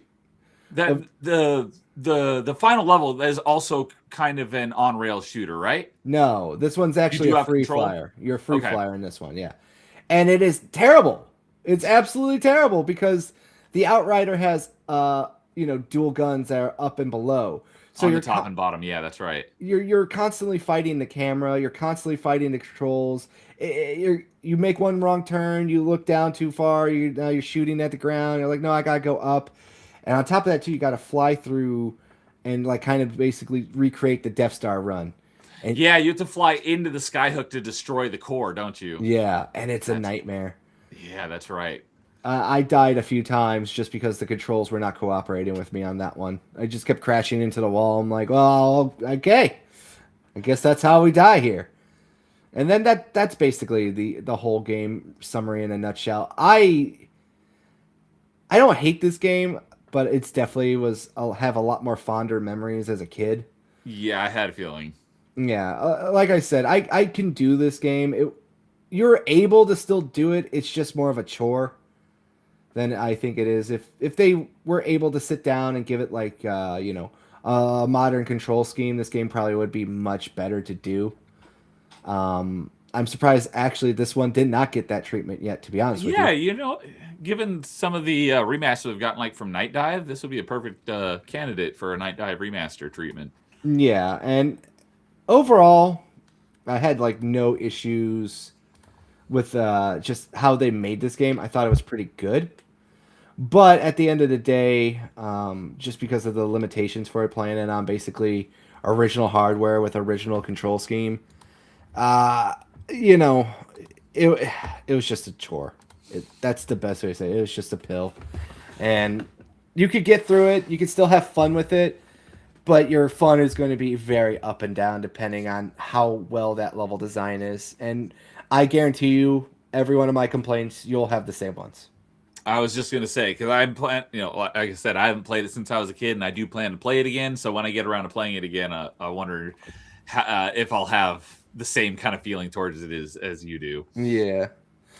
And this here too, real quick. Nothing makes you feel you can't bend like you used to then playing a Sega arcade game in Kiwami 3, where you have to use both thumbsticks to wiggle thumbstick up and down constantly. Actually started to hurt. Oh yeah, that's true. I've not played it, but I have an idea of what you're talking about from people's like war stories from Mario Party. But what are you gonna say, Neil? Oh, I was going to ask you because I had two questions, but I answered one of them. That there are multiple difficulty settings in the game. Yes. Do you remember how many difficulty settings there are? I think there's 3 off the top of my head: easy, normal, and hard. And maybe a very hard you can unlock. I was looking at the retro achievements for it, and obviously there's one for beating it on Jedi, which I assume is the hardest difficulty. Which difficulty did you play it on? Played on medium. On normal. Okay. Yeah, I like I said, I'm if I only play it on hard if I really want to like go back and replay it and have a challenge. But there's so many games I want to play. I'm like, normal's fine. Yeah. I'm a functioning adult with a full-time job and responsibilities. I'm not 14 anymore, bro, going to the cafeteria trying to flex, my nerdness on my other nerd friends. Yep. Okay. But yeah, that's basically a nutshell of it. It just felt nice to replay an N64 game. Was this the first one you played on the Analog 64? No, the first one I did play was my Japanese copy of F-Zero. Okay. Yeah, because I love F-Zero. I still say it's the best racing game on an N64. The F-Zero on N64, was it just called F-Zero, or did it have some sort of subtitle? It was just, I think, F-Zero X or F-Zero 64 in the F-Zero West. X, I think, is what it was, because F-Zero GX, that was the GameCube one, right? Yeah, but I don't know if that was what it was called in Japan, because I can't remember if it was just F-Zero 64 in the West. F-Zero X on N64 and F-Zero GX is GameCube. Yep, I was right. Yeah, so... There are... Because the only F-Zero game I played was this one right here on Game Boy Advance, F-Zero Maximum Velocity. Yeah, I have that one too. They had another one as well. They had a sequel to that one. I didn't know this until literally just now, that there were 3 Game Boy Advance F-Zero games. Maximum Velocity, F-Zero Climax, and F-Zero GP Legend. I had never heard of GP Legend before. GP Legend, I think, was the Japanese-only copy of that game that added more extra content. Because I know the N64 had a disc version as well in Japan for the N64 disc version. That added the disc drive that was only in Japan? Yeah, that added more to the F-Zero game as well. Okay. As well for that over there. But no, I played that one to kind of test it out. But buttery smooth, looks very nice, and everything else like that. Do you remember how? Because these F-Zero games are very fast paced. So curious, do you remember the performance of F-Zero X on N64 back in the day being good, or was the frame rate really, really bad? No, I never had an issue from what I remember about the frame rate being bad in those games. They always felt fine. I just remember them that it captured like the speed, comparatively speaking to other kart racers out there. And I think F-Zero does a good job with that. And the Japanese version you can play if you're looking for like a cheaper alternative. It played really good. It's a lot of it's in English where you can basically read, the titles and stuff. There's a lot of English, voice work in there. But a lot of the heavier reading, like the lore and stuff, like obviously that's all in Japanese. Okay. Yeah, the one of the similar type of racing games that I did play a good chunk of, which also does a good job of capturing the sense of speed, was the Extreme G games, the motorcycle games in the super like far future. Yeah. It's similar where you have like weapon upgrades and stuff, and you can break the speed of sound, and everything goes like really quiet. It was really cool. I had a lot of fun with those. Okay. Yeah. But that's all I got now for what I have to say. So, All right. Neil, you got, and now we're going to combine your last two. And Do you want me to do both, or? Yeah, we'll just do both at once because it's a lot easier. All right. So next up, we're combining them because I played through both. There are two games of the franchise. I played them back to back, and on I think our last episode of Backlog Battlin, I talked about another franchise that is in a very similar category to this, and that was the Hellblade games, where I played the first Hellblade again for the first time in a number of years, and then I played Hellblade 2 for the first time. And I played through what I'm talking about now, though, is the Plauge Tale games. Plauge Tale Innocence is the first one. I played that one a good number of years ago, and probably about 4 or 5 years ago. And so I replayed that one, and then I immediately followed that up with playing Plauge Tale Requiem for the very first time. So it was, I remember really enjoying the first one when I played it, and I had a great time playing through it again, just recently.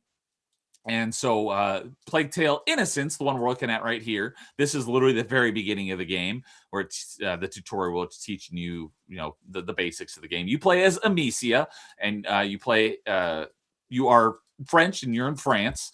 Yes. So one of the, I know Carl is also a big fan of these games, and despite it being a French game, well, I'm assuming it was developed in France, but I actually don't know where it was developed. But I think I forget what the studio's name is called, but I do believe they are based out of France. The studio is Asobo. I do know. Yeah, that. Asobo I think is French. Yes. Okay, but I know you often don't have a lot of good things to say about France, but I do know that you do enjoy this game as well. So yeah, it's more of a bit than a real thing. I know. like how you hate Italians. Yes, exactly. It's another bit.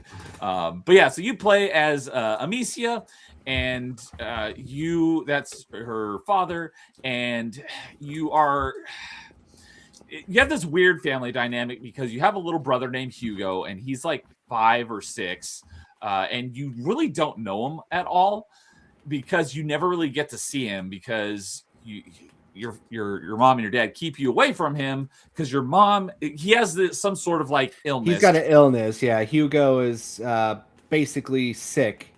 And they can't really tell what it is. And your mother in this game is an alchemist. Yes, and she's trying to figure out how to heal him. Yeah. I just didn't quite understand like why they keep Amicia away, because if he was contagious, then I would think that the mom would have caught it before, assuming that before they realize what it is that he's afflicted with. Well, the reason for that is Hugo wants to just be a normal child and do stuff with his sister, but because like they don't know what's wrong with him, and he will overexert himself, that he'll get sick and stuff like that. And if the dynamic here is obviously she's the eldest child, and she thinks that she's kind of getting neglected here as well. Yes, because Hugo's sick, so her family's time is always spent on him as well. Yeah. So, but yeah, so you play as Amicia, and you're kind of estranged from your little brother. You barely know him, and you don't really understand why you're being kept separated from him. But it's the game kind of sets out pretty quick. You have a quick little tutorial and teaches you how to use the sling. Not a slingshot, but a sling where you wind up and shoot a rock out of it essentially. And then it basically goes right into the action, and all of a sudden the Spanish Inquisition shows up at your house, and spoiler alert, they kill basically everyone there, and you have to escape with with Hugo, your brother, and you're as you're escaping, your mom gets killed, and so now it's just you and your brother on your own trying to figure out, you know, why these people are after you. And so the gameplay is kind of like when I was just talking about Hellblade, where you have like different segments, where in this segment of the game you're doing this type of gameplay, and in this segment of the game you're doing this kind of gameplay. Like in Hellblade, it was this part is a combat section, and then this part is a puzzle section. This is kind of similar, where you have this section is you're sneaking around, stealthing. You may be able to kill an enemy or two here or there. And then another part is like, this is an escape sequence, and you're just running for your life. And then you have another part where there's no sneaking around. This is just straight up combat. So for the most part, these types of gameplay elements don't really intersect. It's like this, kind of like another thing that was kind of like this was the Arkham games, where it's like, right now you're in a stealth section and you're trying not to be detected, and then in this section of the game you're in combat. There's no stealth, so it's kind of like that, where the gameplay elements are pretty much separated. Well, they try to make it make sense too, because Amicia is a teenage girl, you know. Yeah, so she's not like an overwhelming badass. Her really only weapons are, you know, just distractions and a sling, and that's really about it. And yeah, it absolutely makes total sense for the game, because you're just a small girl, a young girl, and you're looking out for your brother, and you're kind of off in the world on your own. And the other thing that's going on is the bite, which is the plague, because this takes place in, I think, 1347 or 48 during the plague, and that's your mom right there, and you're trying to escape the plague, and there are rats everywhere, and they are the stealth segments, because a lot of parts, like you said, you're not this badass combat person, so you have to stealth around a lot of these areas, and sometimes you may not be able to go to one area because there are guards that you have to avoid. Sometimes you can't go to this area because there are rats blocking your path, and so you need to light up the path because the rats won't go in the light. So there's a lot of puzzling elements, not a lot strong puzzle elements, but there are some puzzle elements on figuring out, like, I'm here, I need to get over there. How do I do that? It's like, oh, I need to get this lantern over there over to me so I could then use it. Or the classic murder puzzles, I like to say sometimes. Yeah, there's other parts where there is no light in here, so you have to do something to distract the rats. Like there's a pig carcass hanging because you're in a butcher shop. You have to knock it down, and then the rats all go and swarm the body of the pig, and that allows you to get over to this other part of the room that you couldn't reach before. So I really enjoyed the puzzle elements. I'm a big fan of stealth games, so a lot of the game is stealth based. There are a couple of small sections, like I said, you can do combat, but it's very limited because you have to do it quickly, because if someone gets too close to you, your only weapon is the sling, so you have to have range. If they get too close to you, then they basically like one shot you. They one shot you, because you're, like I said, you're a teen girl. Come on. Yeah, so you have to go back to the last checkpoint. So you can engage them, but if you want to make sure you know what you're doing, you've got everything prepped, because like when you're in dark areas, because a lot of the game takes place at night, one thing that you can do is sometimes enemies will have lanterns, and that allows them to wade through the sea of rats. But what you can do is you can break the lantern, and they no longer have the light, and then the rats swarm and devour them. So there's a lot of puzzle elements like that. And you also get, over the course of the game, you get like 6 or 7 different ammo types for your sling. Like the first one is, I forget what they're all called, but one is basically a fire ammo that allows you to light torches from a distance. Another one that you acquire is called Extinguish, and that allows you to put people's torches out. And that's great for, like I just said, someone may have, instead of a lantern that breaks, they may have an actual torch. So if you use the Extinguish on it, the torch will go out and the rats will swarm them. Yeah. And the rat mechanics in this game are pretty cool. It's just a giant sea of rats. There's rats everywhere. Just, they burst out of the ground and just like form these insane over the top, like, structures, and they just swarm anything. It's creepy. It's really well done mechanically wise for the gameplay engine. The rats themselves kind of remind me of like the rats from South Park, where they Yeah, I just did not ever think of that. well, it's just sometimes how they move and interact. They just look like rats from South Park. Okay, I see what you mean now. Yes, I totally I had not thought about that, but now that you explain it, I totally see where you're coming from. Yeah, like they're two dimensional. All right, but they're three dimensional. But they are just thousands upon thousands of them on screen at once. So obviously, not all of them are going to respond very well and move normally. But they're already not moving normally in general, so you kind of get a little cheap laugh. But this was also a budget game. Let's be honest here too. Yeah, that's why I kind of group the Plague Tale games and the Hellblade games together is because they're like double A games, but they look way higher quality than Mm-hmm. like their budget would lead you to believe.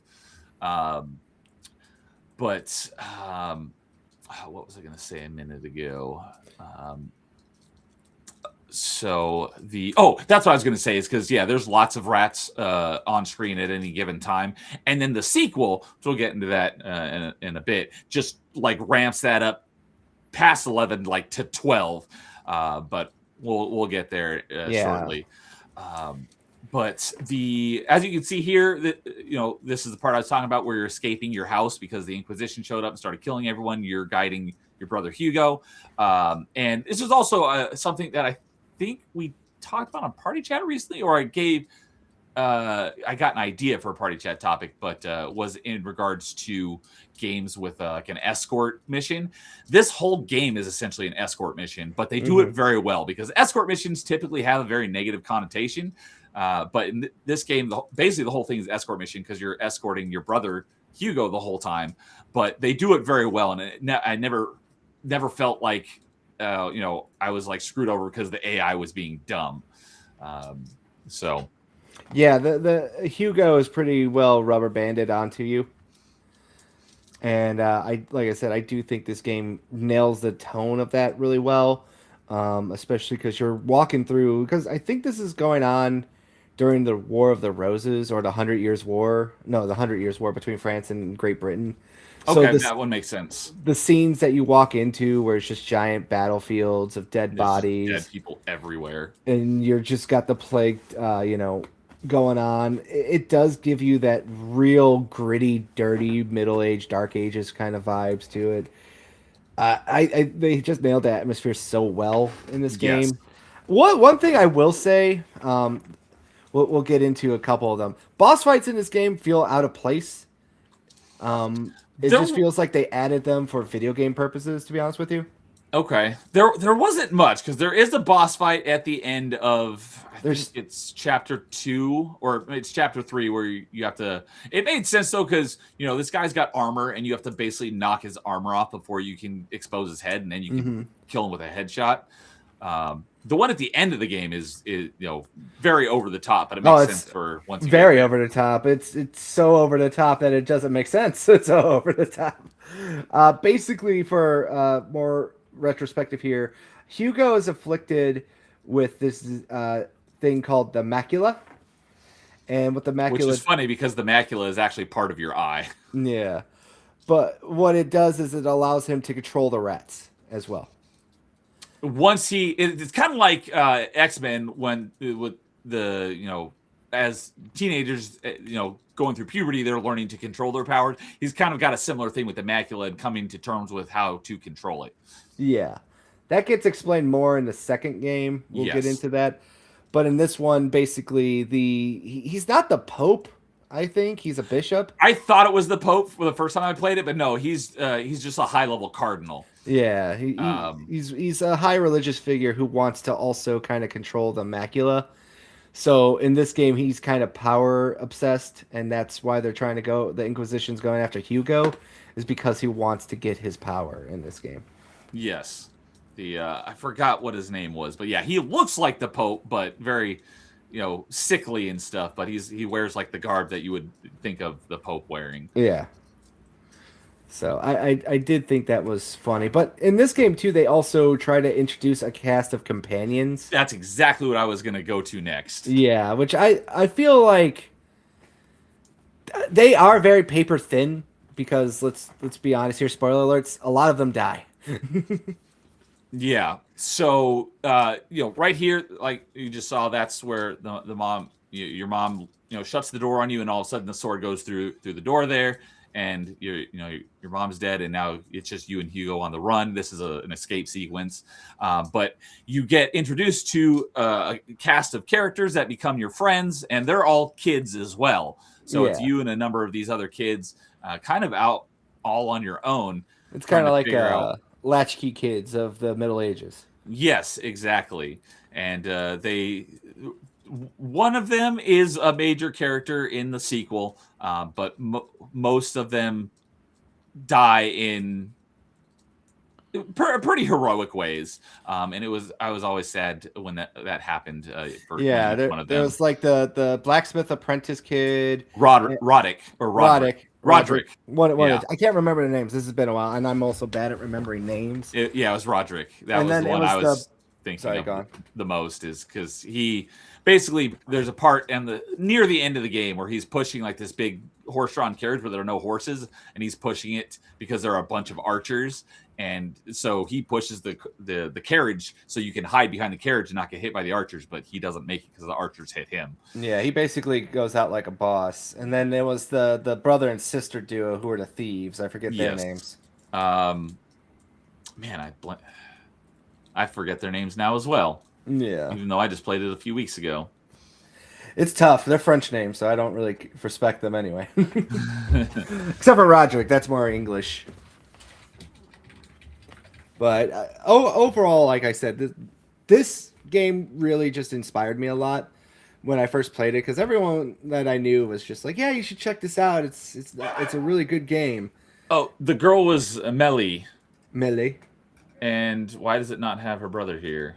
I want to say his name was a little bit more normal, like Jonathan or something. I think it could be. Where is it? But Vitalis Benevente. That was the Pope, the bad guy. Oh, okay. Then Lucas was the the other. He's the alchemist apprentice. Yeah, that he's joins the your alchemist party. apprentice. Yeah, Lucas, I remember him because, like I said, he survives. He goes with you to the second game.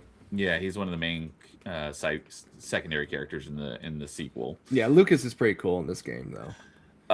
He's a little shit, but we like him. Yes. But yeah, so I think I want to say it was like 14 chapters, and it's some puzzling elements, surviving the rat plague, luring the rats to take out your enemies for you. Visually stunning. The thing about this game is that because it's a stealth game, you don't have to extend the gameplay aspect, because it's more so just stealth and get around and be creative more than, okay, we're gonna 360 no scope, throw slam them into the air. Yeah, it does a good job at pacing, I'd say, and it doesn't overstay its welcome.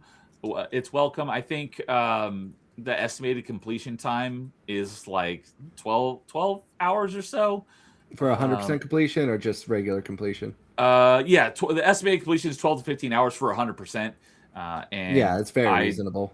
Yeah, I did it in 14 and a half hours, so it's not a terribly long game, and it's quite enjoyable. I really liked it.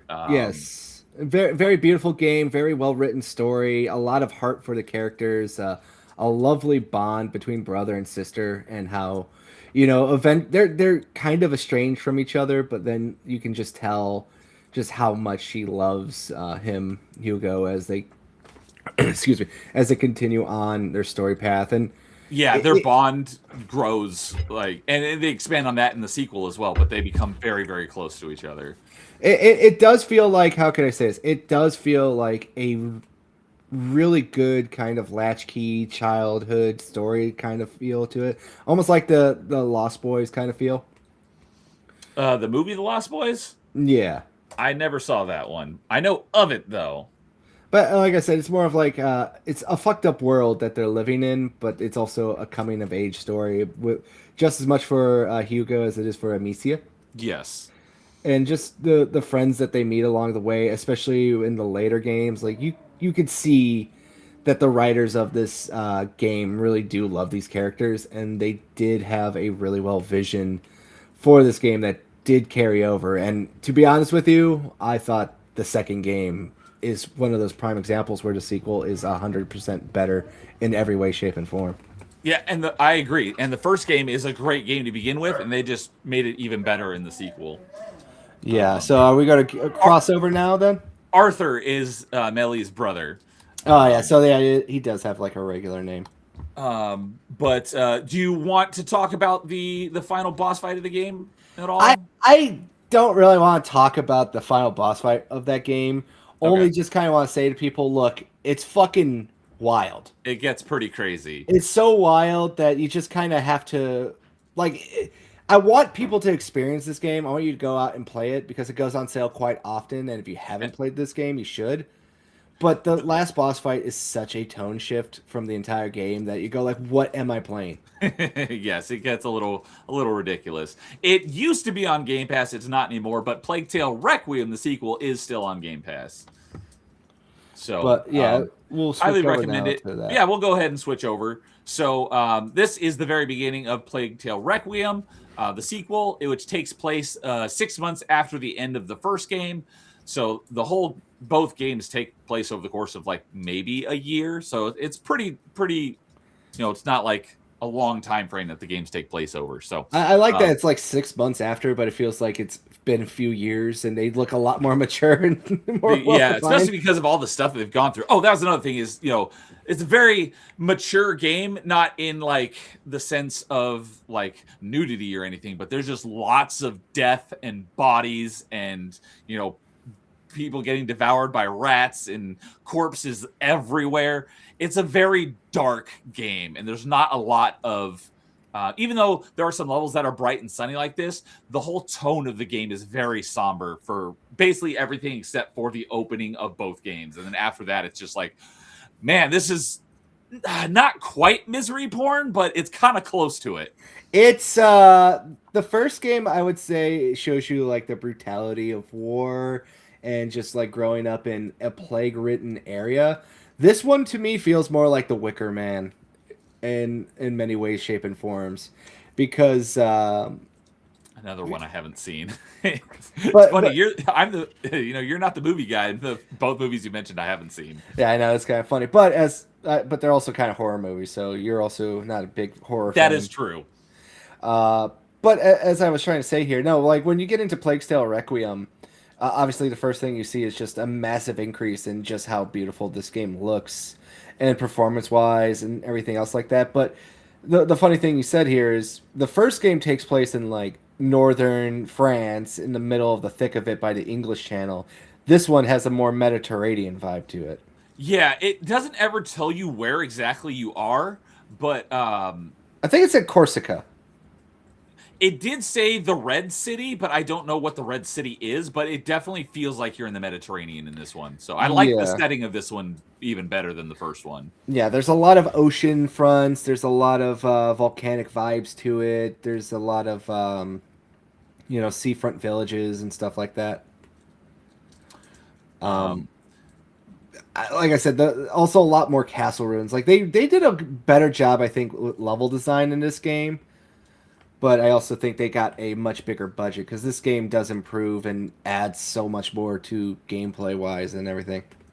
Yeah, the not that it's that big, but the levels are a bit bigger and give you a few more options on how you approach them, because in the first one you can very clearly see like, oh, you're supposed to do this, and then you're supposed to do this, and you're supposed to do this. Mm-hmm. Like you don't have to if you don't want to, but you can clearly see by the level design like this is the way it's intended to be done.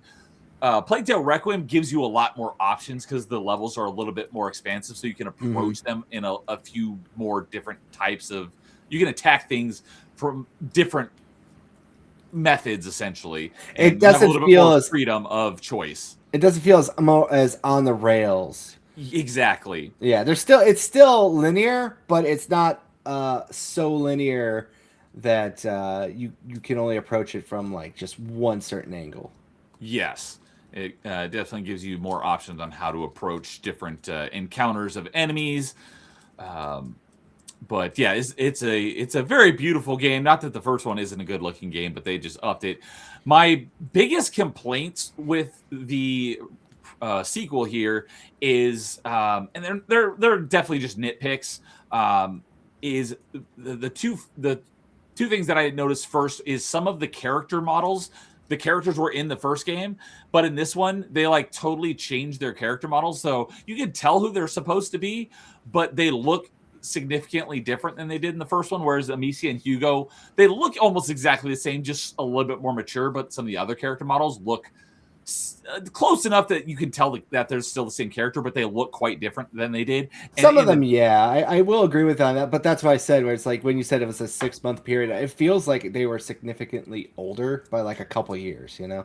And more so than the character model change that makes that feel like that is more so that the characters that I'm referring to, not only did their character models change significantly, they also have different voice actors. Amicia and Hugo have the same voice actors, so you feel like you're still playing the same characters. Mm-hmm. The other characters that I'm referring to, which I'm not telling you who they are for story spoiler reasons, they have different voice actors in this one, and it feels like almost like a completely different character, because in the first one, they had a very French accent, but in this one, it's like they got a standard English voice actor, and they don't sound anything like the same character they did before. So right. I was a little disappointed in that. Like, I understand that maybe they had to recast the voice actors for whatever reasons.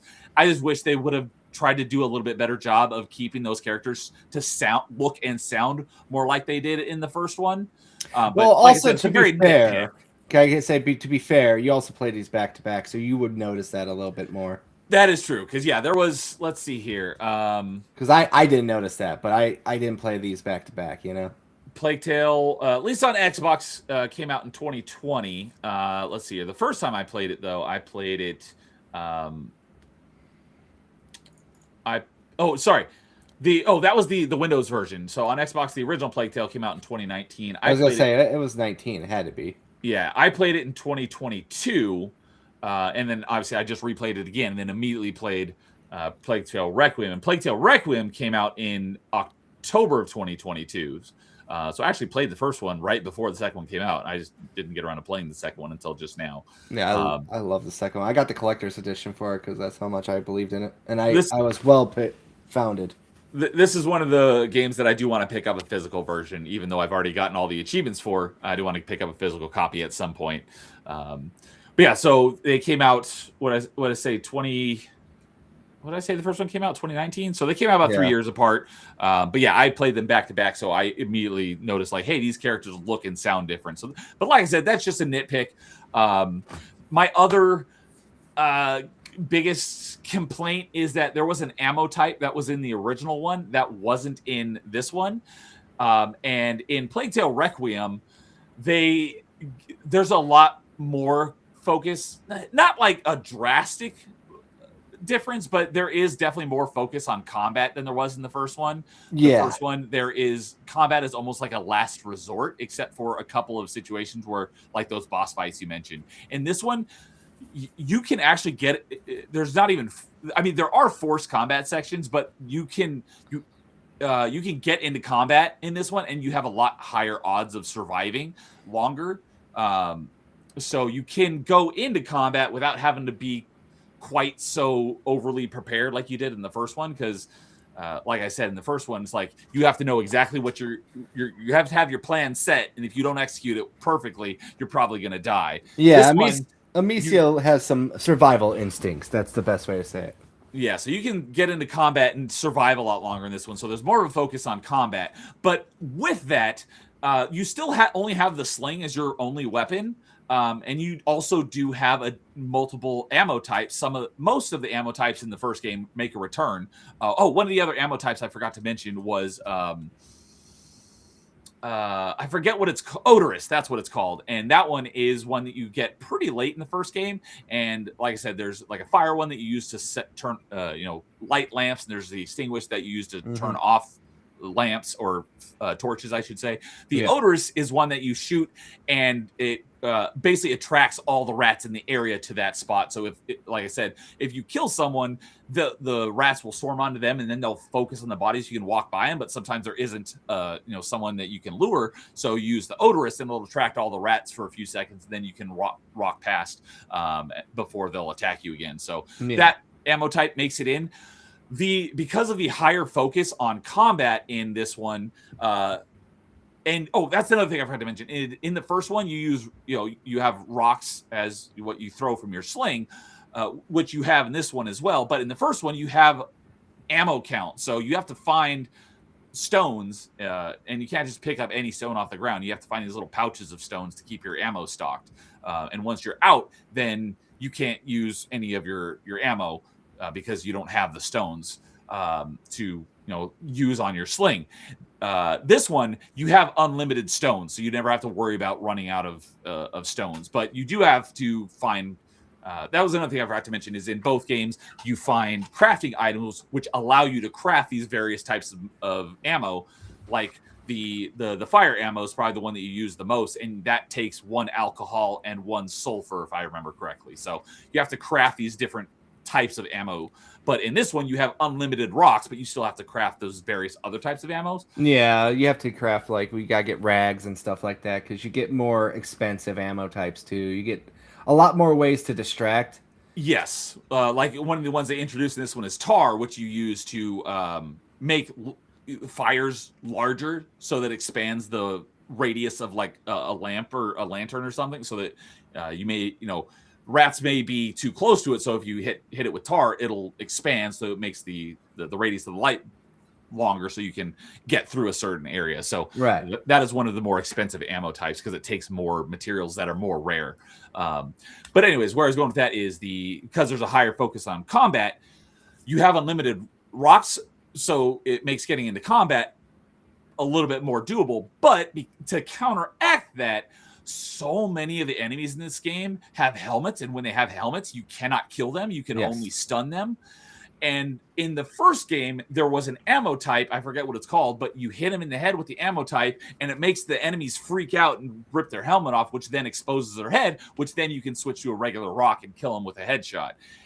This one, there is no ammo type like that, so you cannot get them to remove their helmets. And that was gameplay wise, that was my biggest hang up, is that you don't have that ammo type. So getting in fights,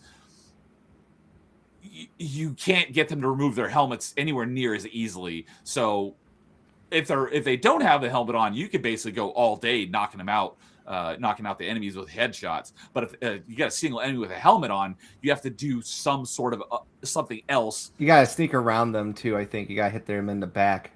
Sneak around, hit them in the back, or lure them next to some sort of explosive jar and then hit it with fire so it explodes and burns them. You have to or crossbow. That's another crossbow. That is one thing they introduced in this game. But at start, you only have 2 bolts, and you can only hold 2 at a time. So you got to be really reserved with your use of the crossbow until you get it fully upgraded. Because at that point, you can because normally when you shoot a crossbow bolt, it breaks after it kills an enemy, but you can upgrade it so that your bolts don't break. So after you kill someone with it, you can recover the bolt and use it again. And that's when you can kind of go crazy with combat, because you don't really have to be as careful. But that is a late game upgrade.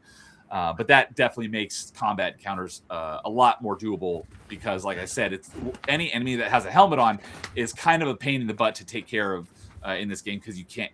It's very difficult to get their helmets off. So gameplay wise, that was my biggest complaint, was so many enemies have helmets, and you don't have a good way to deal with helmets in this one like you did in the first one. But overall, like Carl said, the story in this game is fantastic. It's wild. The best way I could say is that this story just completely caught me off guard. Like the first game, it felt like, okay, there's some weird stuff going on here. It's kind of paranormal. The end boss does not really fit in.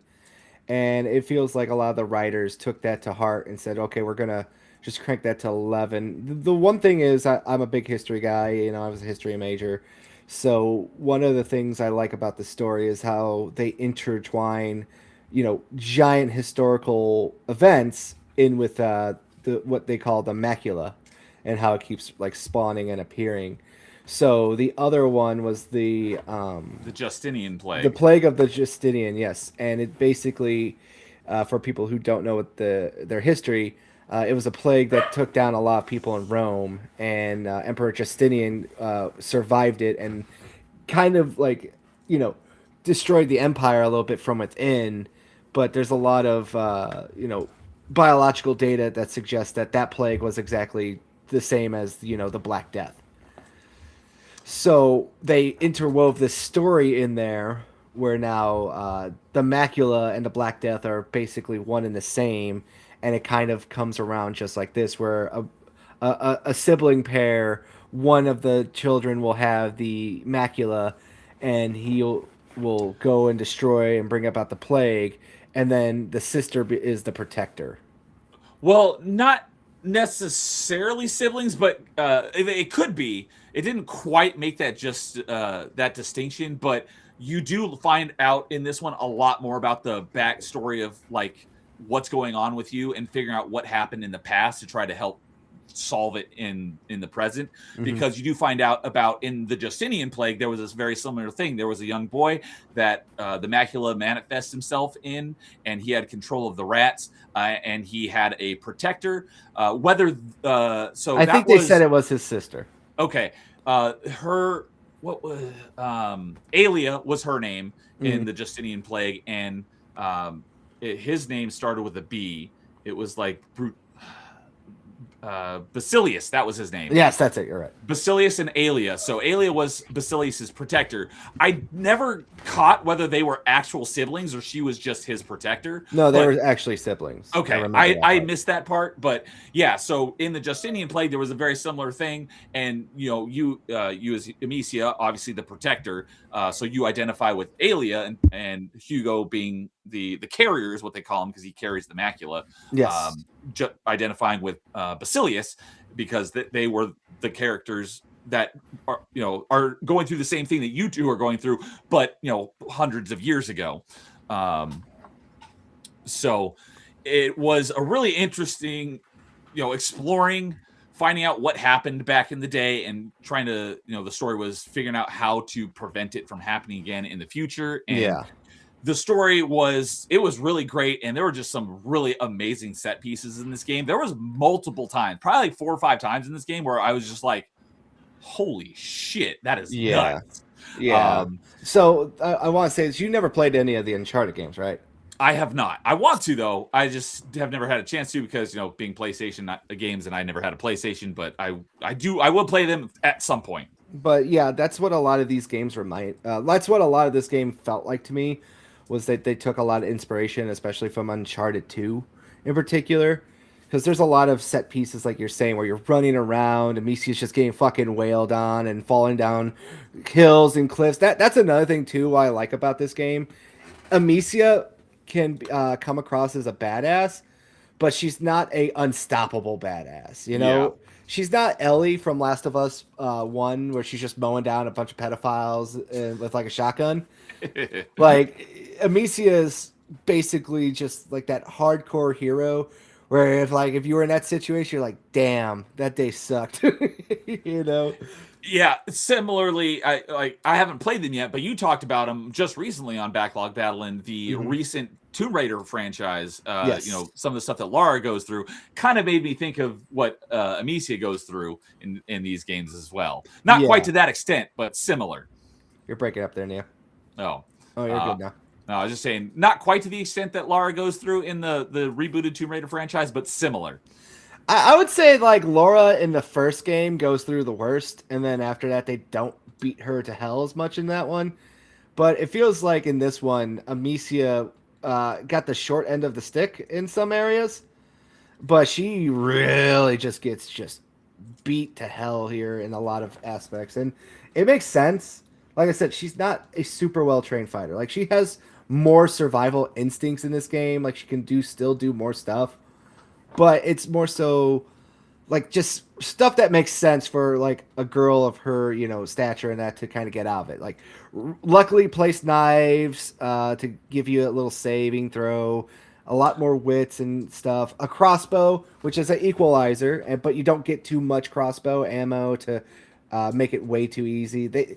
It's well balanced and well thought out. And like you said, even though like you didn't like the helmet stuff, I'm like, well, I like that more too because they give you a lot more outs in this game, but they still need to just let you know, like, look, she's not like the super badass fighter, you know? Yeah. No, it was a great game, and similar to the first one, you get a great cast of supporting characters as well. I liked the supporting cast of characters, and yet again, just like the first one, slight spoiler alert: most of them don't make it. Oh, this game fucking tugs at your heartstrings so much more than the fucking first game. Yeah, I was like, there's no way they're doing this, and I'm like, holy shit, they're doing this. It was especially Cult Island, as I like to call it. Oh, Lacuna. It was the name of the island. Yeah, I couldn't remember. I just call it Cult Island because they worship They're the Sun Boy. yeah, they're a cult. They're a cult that worships the original progenitor of the macula, Yeah, basically. For the Bacillus. Basilius, the child Yeah, of embers. yeah, that's it. I couldn't remember what it was, but yeah, that cult just gave me nothing but straight up Wicker Man vibes, and Okay. it did not, it did not disappoint. But like I'm saying, as you can see in this part here too, this is why it reminds me so much of Uncharted. It's This is one just of the major set pieces. This is very, this is basically the end of chapter one, if yeah. I remember. But Um, it's just stuff like this is just like really cool.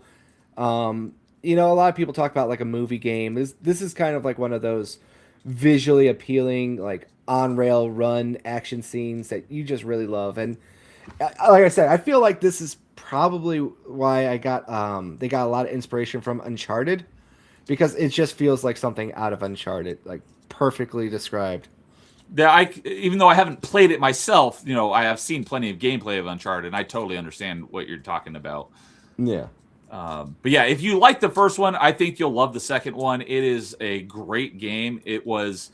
I definitely don't want to talk about the ending of this one. The That one, ending is so whoa, fucking heartbreaking.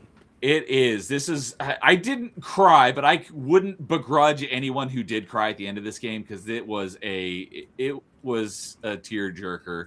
Um, I I think I mentioned this on Party Chat last night or on another stream recently, but the ending comes up and the credits start to roll. And typically when you beat a game, hit the button to skip the credits just to, get back to the menu and either start a new playthrough or go back to whatever chapter you need to wrap up where you missed a collectible or something. I just sat there kind of in stunned silence the entire time the credits rolled. And I went back to the main menu automatically because the credits finished. And I was just like, blown away. I'm like, did that seriously just happen? Mm-hmm. And I have not had that happen in a video game in a very long time, if ever. So I was just like, there's no way that because something happens and it cuts to the credits. You don't actually see it play out, so it's like there's the potential that what you think happened didn't actually happen. It's like, no, there's got to be something after the credits that indicates that there was something different that happened than what it implies. But no, there is a short epilogue, and it is a nice change of pace that takes place a year after the very end of the game before the credits. But no, what you think happens did actually happen. Oh my goodness, that's so sad too. And it was just like, no, this can't be. They do a good job with just send off. I don't want to spoil it too much. You gotta experience it for yourself. There's Yes, some I don't mind don't want to spoilers, spoil it. but there's some spoilers where you have to see them. And another thing too is I love how they just basically set up sequel bait already too at the very end of that game as well. That is another thing I want to mention here in a moment. But yeah, like over the course of this game, Amicia does not that she didn't do a lot of growing up in the first game, but even more so in this one because she gets beat to hell. She you see her hair change over the course of the game because like there's a part where she gets hit over the head with the not the blade of the sword, but the hilt of a sword. Yeah. And so she's got a big head gash. And so once that gets kind of stitched up, in order to do that, half of her head gets shaved, and then later the other half gets shaved. So she's just got her braid down the back, and then later on, she's about to die, and then they kind of like pull the like in the Last Samurai when they go around cutting off the top knots of the samurai. That someone cut like her braid off, and so she gets There's a lot of growing up. A lot of growing up. Yeah, not emasculated since she is a girl, but she gets effed up and she just gets humiliated. She gets taught a lesson about survival, basically, and humility. So and her and Hugo go on this quest to learn about what happened in the, like I said, in the Justinian plague, so they can help guide them to their future and what they need to do in the present in order to stop the plague, because they just want to go back to being normal kids. So amazing game. I've not played a game with like this impactful of a story, like I said, in a very long time. But yeah, the sequel bait, as you mentioned, there are after I watched, or after beating the game, I was like, this is perfectly set up for a couple things. One, they could do a prequel where you actually play through the Justinian plague as Basilius and Aelia, which I think would be really interesting. Another thing is because like the Justinian plague took place in like 800 or 900 years. I don't know how many years ago. 200 AD or something like that. Yeah, it was like 200 AD or something, and this game takes place in 1,000 years later, 1400. So around 1,000 years later. So it would be interesting to have like a spin-off game where you play through the events of Basilius and Aelia, and see that plague from their perspective would be a really cool idea.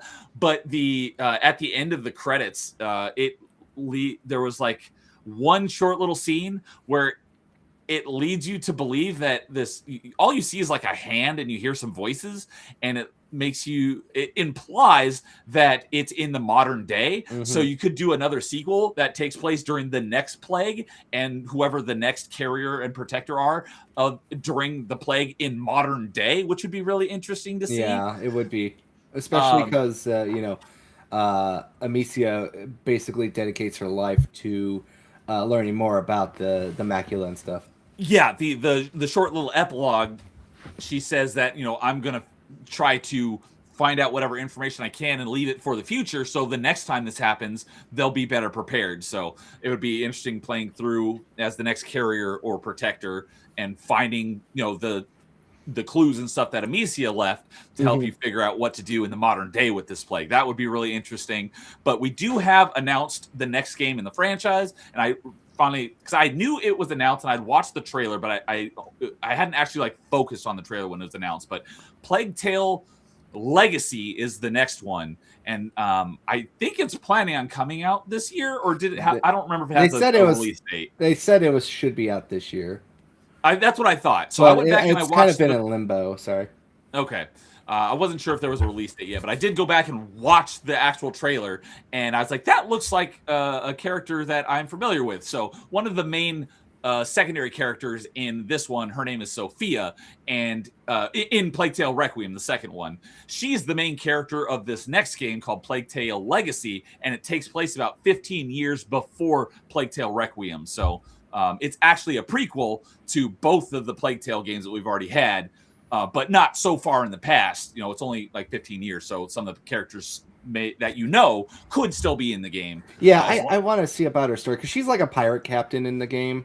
Yes. So I wonder what they're going to do with this one, Yeah, she's one of the, like I said, she's one of the main secondary characters in Plauge Tale Requiem, and you find out a little bit of her backstory, so they're probably going to flesh that out in this game.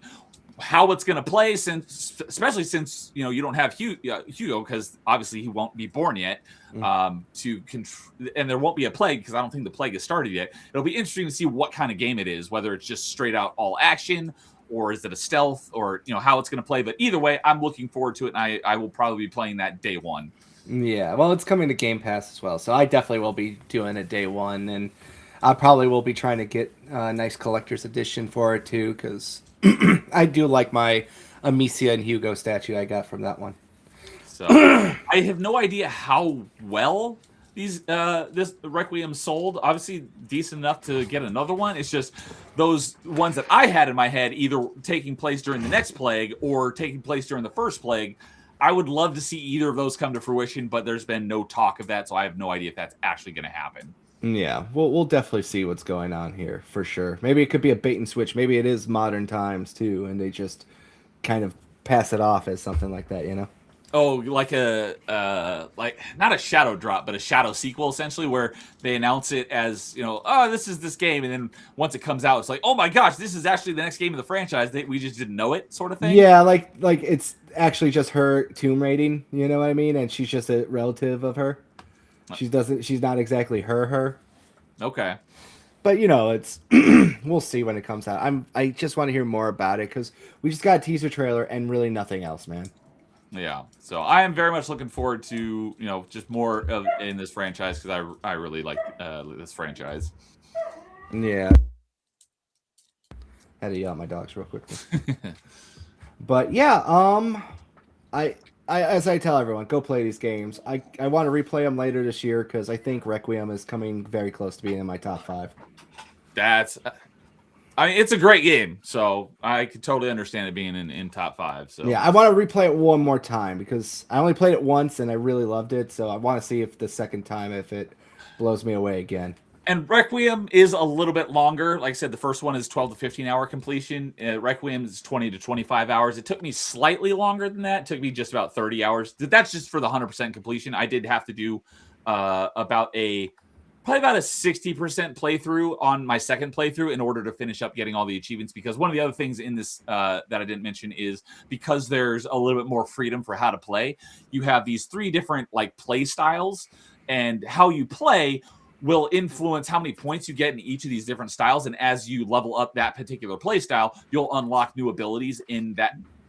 So if you're more aggressive, you'll unlock more abilities in that make you better at combat. Yeah. Whereas if you do more sneaking, you'll get some unlocks that allow you to sneak better and stuff. So there's an achievement for maxing out all 3 of those play styles, and you basically can't do that in a single playthrough. So I had to do about 50 to 60% of a second playthrough in order to finish getting those achievements.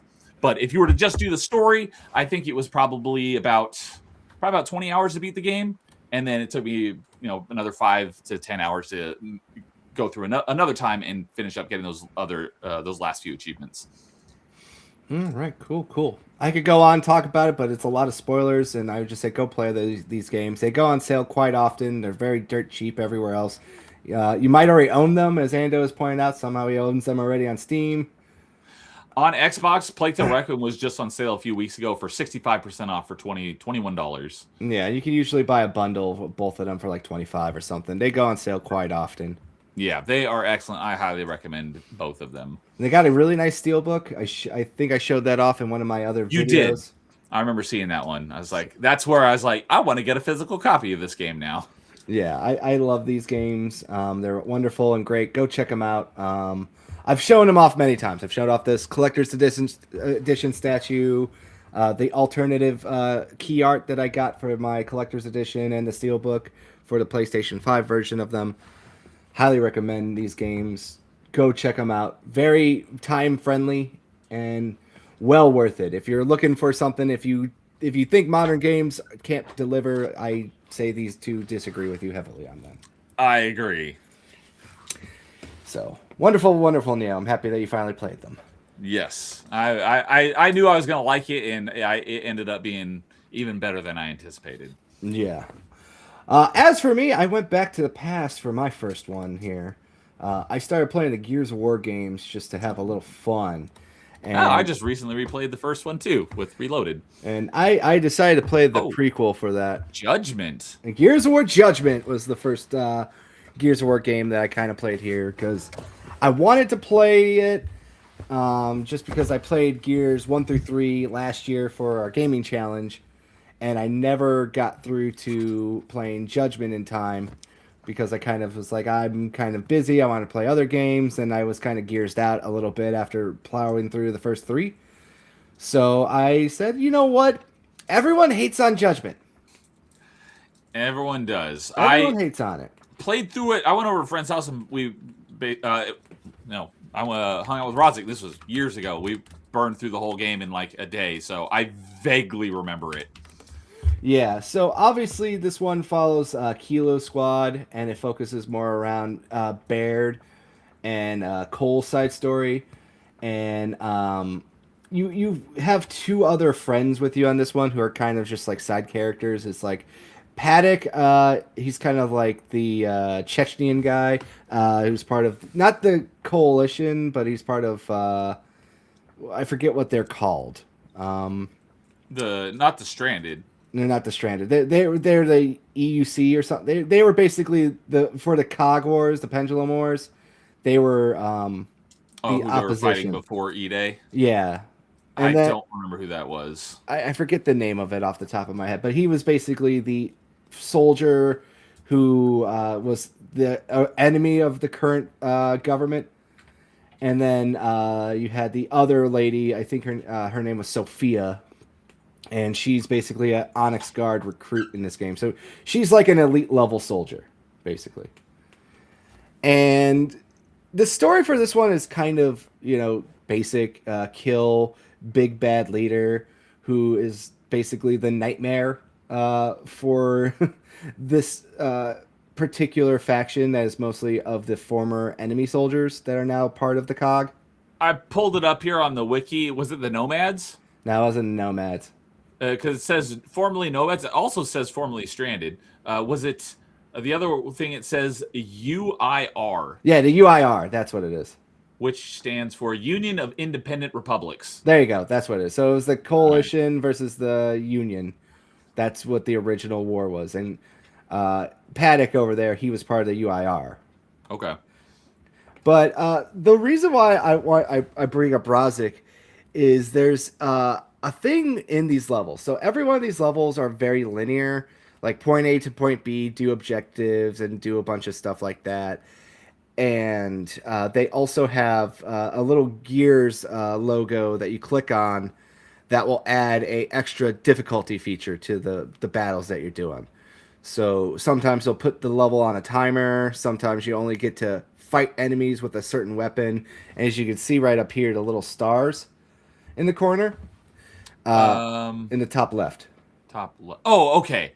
Yeah, because I remember this one was a bit more arcadey than the other ones. It was a lot more arcadey because the levels were short, little scenes more than an actual like just continuous level like a lot of the Gears of War ones were.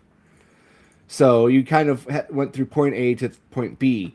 But one of the things about this game too was because it was more arcadey, every time you did something, if you had a friend that also played this game, you would have to have like a little counter that would pop up and say, your friend got X amount of kills. You got X amount of sniper kills. Okay. So Rozzik's name kept popping up for like everything I was doing. It's like Rodzik got like 3 headshots. You only got 2. Okay.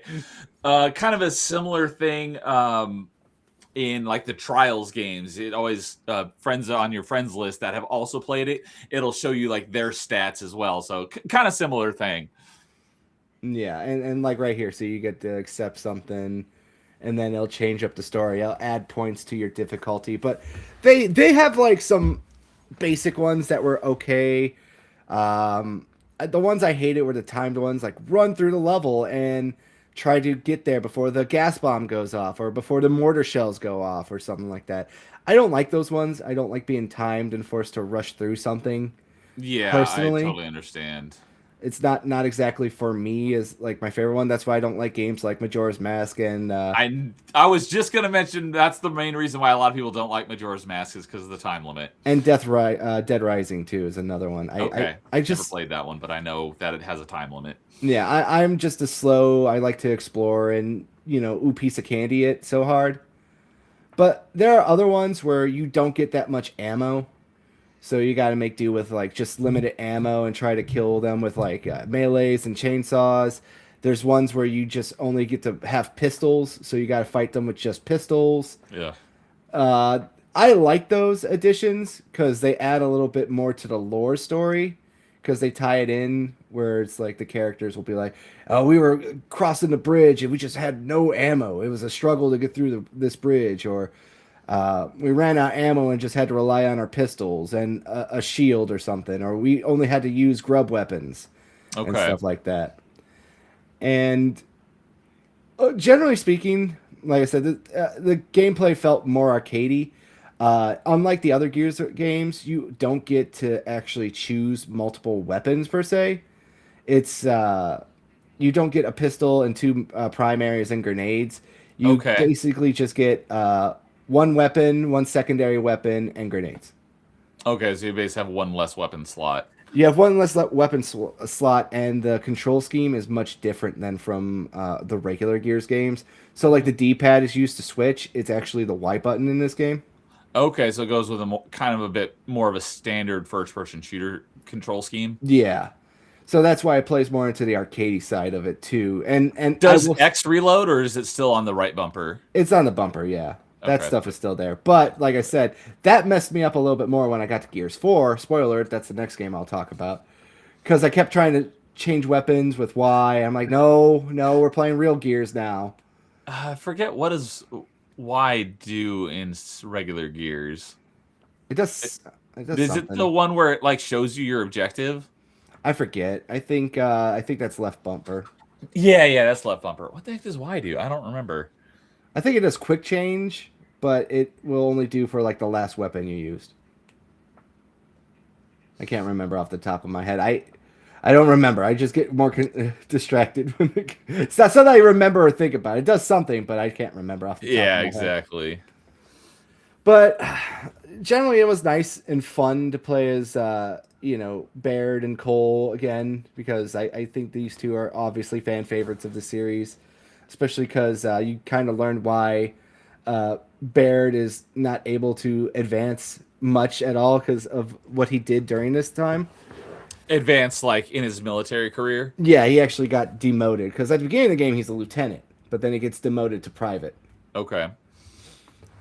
But it is a very basic storyline. Like I said, right here is the one where it's like you got 4 minutes to complete the level.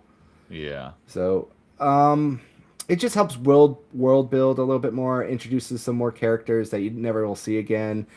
They do add the little DLC to this game as well, which is basically the lost chapter of the Gears of War 3 campaign of what Baird and Cole were doing while everyone else was going to the island in Gears of War 3. Okay. And you can unlock that too, but you have to get to Paddock's storyline. So how they do these stories is first they question Baird, and then after they question Baird, they go to Cole, and then after Cole it's Paddock, and after Paddock it's Sophia. And it basically is them retelling the events of this game to try to get out of being court-martialed, basically. Oh, okay. Sounds like it kind of has a similar kind of like storytelling narrative to like Halo ODST, sort of. A little bit, yes. But it's not so much told from a perspective like radio cameras and stuff like that. It's the actual people themselves. Yeah, it's just like the levels that you play through is basically a retelling of what happened in the past. Mm-hmm. But Okay. Overall, I would say it's a lot more fun and relaxing kind of game. I like the arcadiness.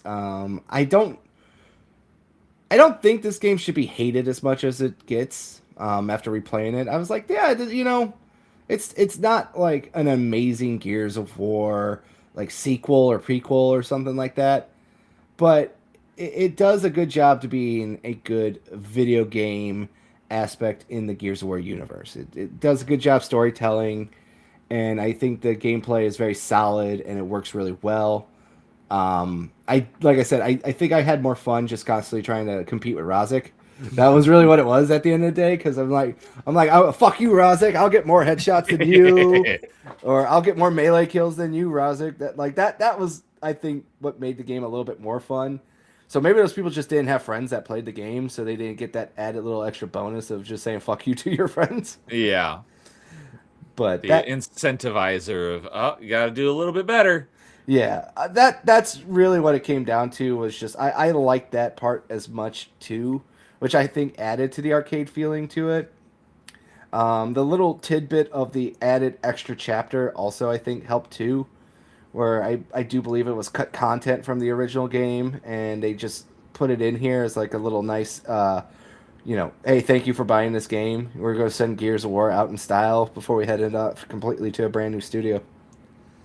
Oh, this was the last one under The Epic Games, yeah. Epic Games. Yeah, before was it? Well, it was People That Fly that did this game, the majority of this game, but it was co-developed with Epic Games on that one. Okay, because it's Sledgehammer now, right? No, it's the Coalition. Coalition. What was Sledgehammer then? The Call of Duty studio? Is that Call of Duty? Yeah. Okay. Sledgehammer is one of the Call of Duty studios. One of the many Call of Duty studios. There's only like 3 that mainline ones, but like, yeah, I know what you're saying.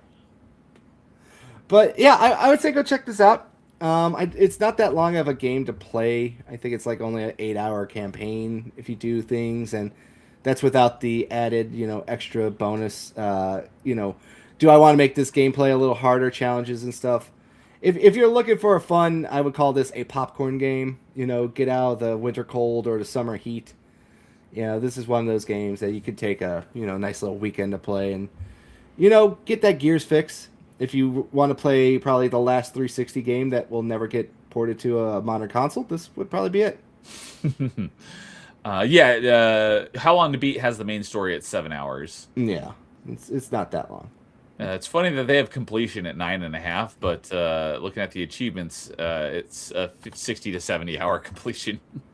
Well, there's a lot of multiplayer ones, I bet, too, and everything. Which is the main reason why I never played this game on my own gamer tag. Yeah, but at the same time, I thought it was a fun little transition to the new Gears of War games, and we're gonna start that right now too, because the follow up I did was I actually played Gears of War 4. Now, Gears of War 4, when I originally played it back in the day, I did not like this game at all. And by I did not like this game at all. I really just didn't like a certain feature that they put into this game.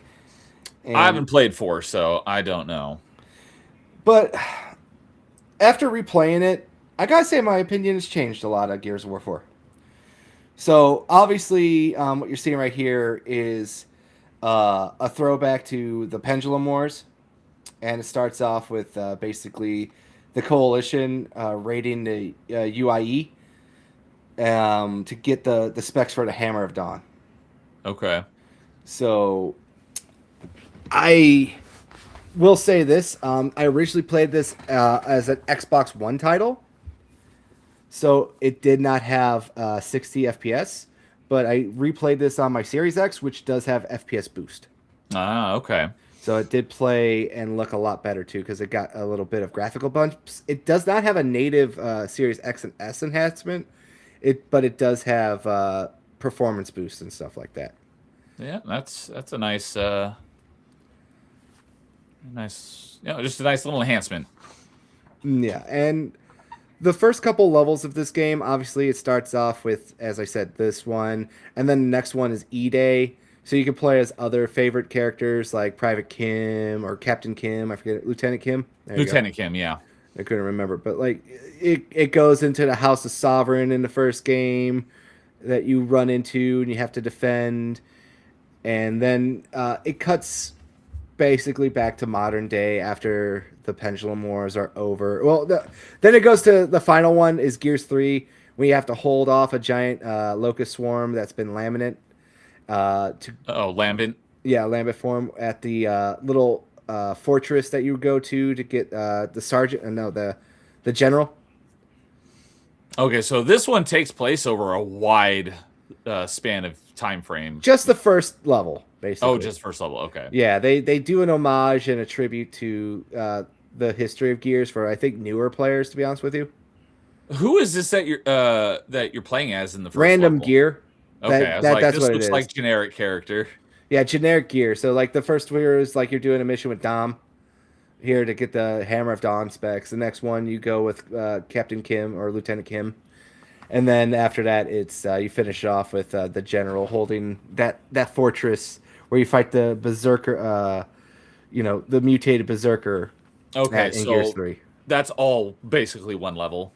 Yeah, and Okay. then it cuts to modern times, and obviously you got JD and I forget and Marcus's son. I can't remember his name. Isn't JD Marcus's son? Dell. Yeah, you're right. It's JD and Dell. I couldn't remember. Yeah, and JD is Marcus's son, right? Yeah, And Dell. Okay, I don't know who that is. Dell is the black guy. Is that the one? No. He's basically JD's best friend. Okay. Yeah, I don't know that I don't know that I even recognize this character. Yeah, so it's like JD, Dell, and Kate, and Kate's the new girl that they introduced to. She's okay. So I know she's the face of Gears 5, but she's in Gears 4 as well. Yeah, that's where she first gets introduced is in Gears 4. Okay.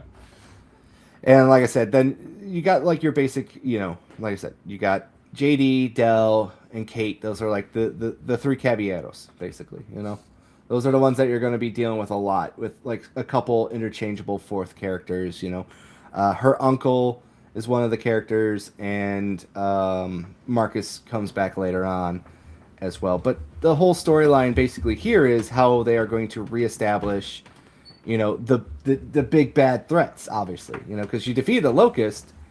So what do you do now to replace the Locust, right? Yeah, exactly. What's the new enemy, big bad enemy faction? Yeah, so I think the game starts off in a pretty interesting scenario. So I will say this: there's a lot of Marvel-esque writing, and everyone knows what that means. It means snippy, sarcastic, and everything else like that. And yeah, very very quippy. And I will say this: I think it's Nathan Fillion who they get to play as. Oh, Nathan Fillion's in this? I think he's JD. Let me double check. I always get these two. I'll check for you. Oh, yeah, check who the voice actor is. But he's a famous voice actor. It's Nathan Fillion, and there's like one other guy that. JD is Liam McIntyre, who I don't know who that is. Laura Bailey is Kate Diaz. Yeah, she's Laura Bailey. Are you really? Yeah, obviously John DiMaggio is Marcus. That makes sense. Oh, Jimmy Smits is Oscar Diaz, who, if you don't remember Jimmy Smits' actor name, he played Bail Organa in the prequel trilogy of Star Wars. No, I did not know that. Claudia Black is Samantha Byrne. Oh, I knew that because she's in one of the other games too, right? Yeah. All right. Well, Claudia Black. I know her from Stargate. Well, this guy has a voice that sounds like Nathan Fillion more to me. So okay. I don't see Nathan Fillion in here anywhere. Well, I guess he does a good impression because I thought it was Nathan Fillion. I take it back. I was wrong. But Robert Atkin Downs, he's a big voice actor. I see him in everything. He's young Kim in this one. I think he's also old Kim as well, or he does a good impression of the voice actor who did it. Okay. Yeah, no Nathan Fillion though. But yeah, a lot of big name voice actors in this. But as I was saying, I think I could buy it a little bit more, only because of this certain reason. Okay, so obviously Marcus and everyone, they went through two major wars. All right, they went through the Pendulum Wars and then obviously the Locust Wars. So they did not really have any real life to grow up in that was not death and destruction. Yeah, kind of like Spartans. Yeah, basically. But obviously, their kids, they grew up in a time of peace, Okay. So everyone that is in this world is a little bit more. I guess you could say they're a little bit more spoiled and a little bit more soft, even though the next generation. Yeah, even though JD and Dell, they were cogs, both of them, and they actually were trained to be soldiers and stuff. The world is rebuilding. So a lot of this is like JD and Dell ran away from being in the military, and they just became stranded and outsiders and stuff like that. And Kate and her people are outsiders, so that's where they met up and everything with them. Okay. And they basically just steal from cog settlements and stuff like that. One of the things that they really do a cool job in this game is they're called wind flares. So in this world, giant like hurricane tornadoes like spawn out of nowhere that just destroy everything around them. And one of the big cinematic things in this game is you're constantly having to fight through those insane weather patterns, kind of like in the old Gears of War games, but like times 10. So like in the old Gears of War games, you had like razor hail that you had to deal with. That But was in Gears 2, I think. it was Gears 1 as well, where you had to break into that facility. Because I just played Gears Reloaded, and there was you get attacked by the krill in some levels, but cause the one I think you're talking about is the facility with the sires, and the sires were only in Gears 2. No, it's the one where you had to go with the Lambent facility too, and you had to take the Centaur. Well, is that Gears? Because there weren't any lambent in Gears 1. Yes, there was. The wretches could become Lambent. Oh, there was that one level with the lambent wretches. That's right. Yeah, I think there. I think there was like. I might be getting them confused. It's been a while, but I think there was a weather level as well in Gears of War 1. I just can't remember off the top of my head. I I think it was just the krill, because the krill do show up a few times. But yeah, the razor hail, I know what you're talking about. Yeah, it was something like that. I couldn't remember. I might be getting mixed up, but it's been a little bit, and I played them back to back, so they might be blurring. Totally understand that. But like I said, Kate, JD, and Dell, they don't have as much true terror about war, so they crack and they wisecrack a little bit too much. I made a joke. I actually did a couple YouTube shorts about this, where they do have those Marvel jokes all the time pop up. So in one of the scenes, during one of the wind flare scenes, you're trying to battle your way across this bridge, and a boat comes and takes out one of the new enemy types that you have to fight in this game. And then they go, "I guess his ship came in," and I'm like, "Ah, I see what you did there." But So, if the locusts are defeated, then who is the enemy faction in this game? so the first couple levels that you start to play, the enemies are actually robots, and it's because you're trying to basically escape the cog and everything else.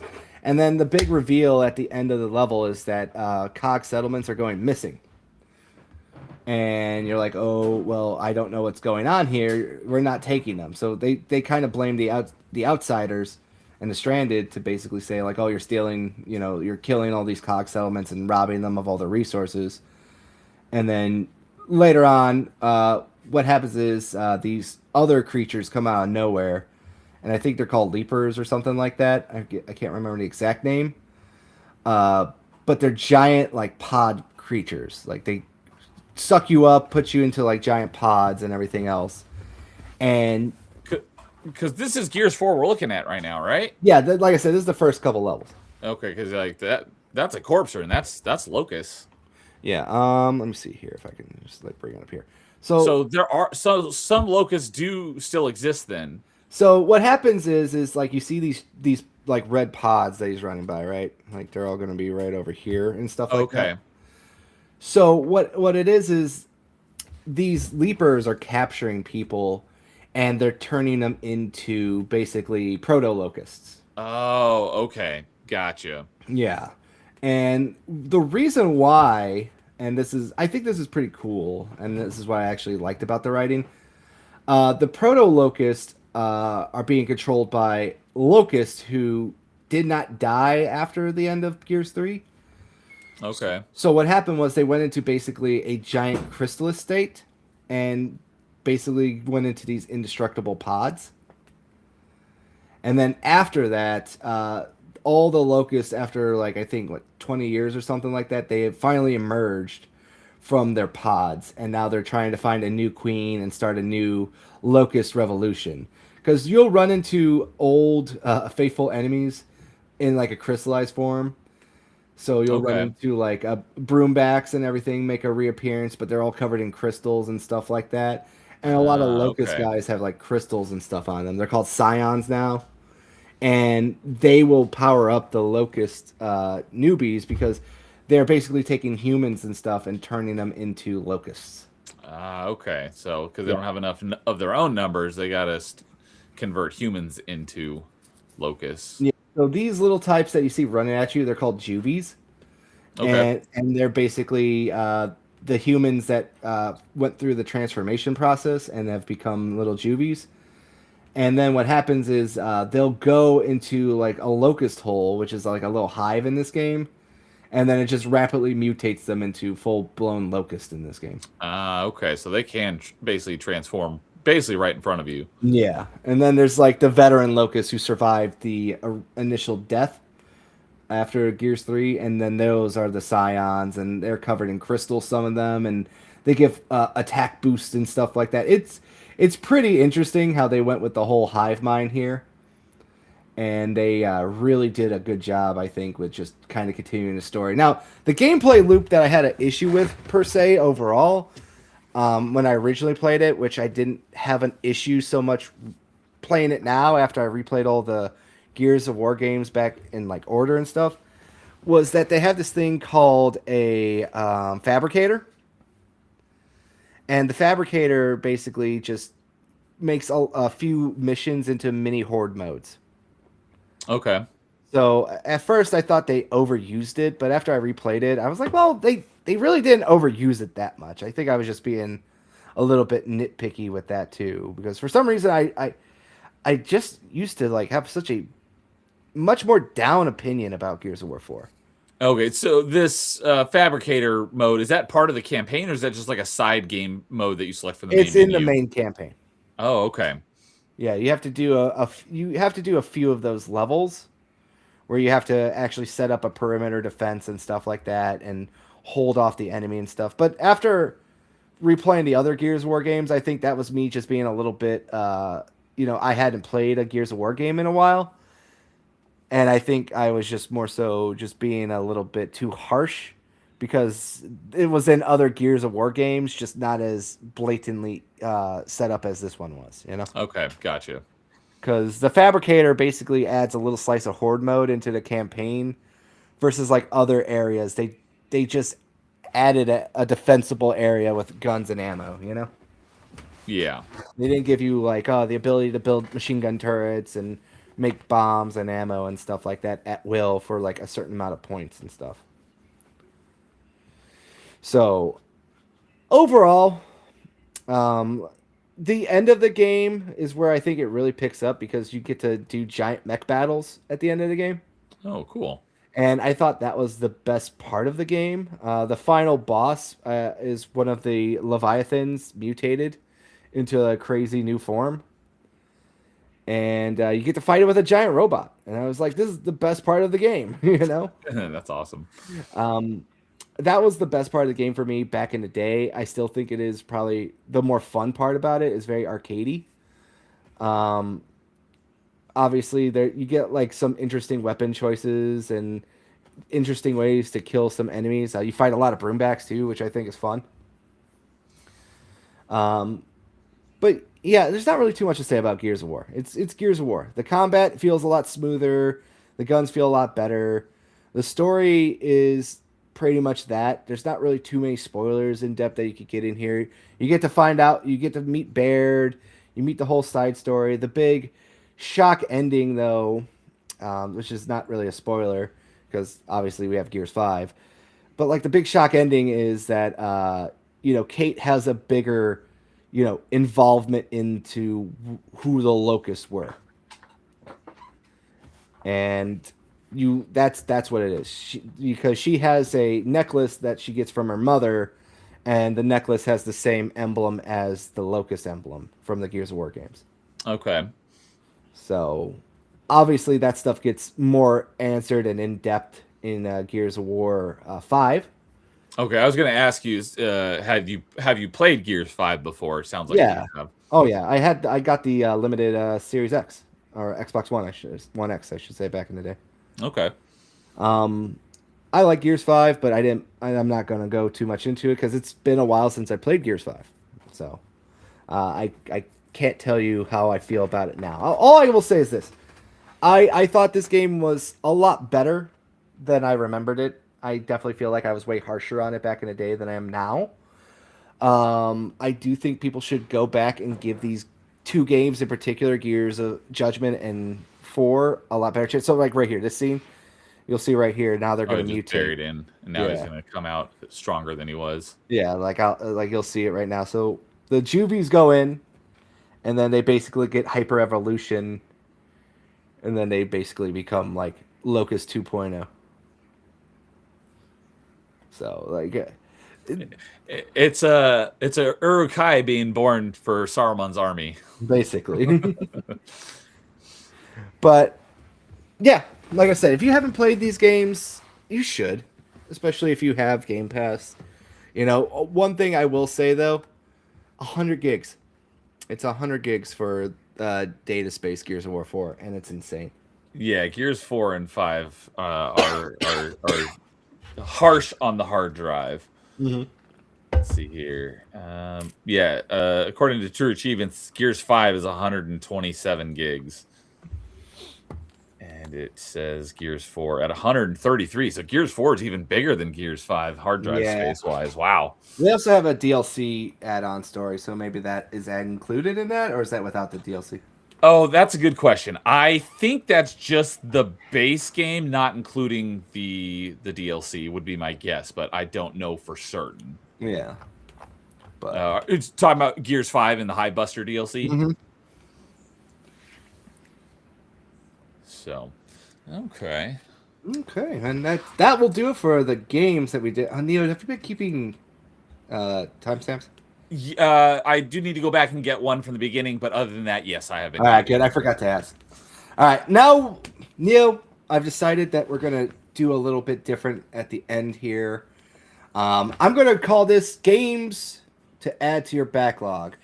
Neo, I did not discuss this one I'm about to show right now with you because I figured it would be really quick and easy to do, and I figured you would like to see it too. So, for people who watch our gaming updates for news stream that we do on Friday, I used to do this part, and I decided to add it on to here because I feel like it fits better. And for people who are listening and they want to add games to your backlog, well, I decided to share this one. So this week in gaming.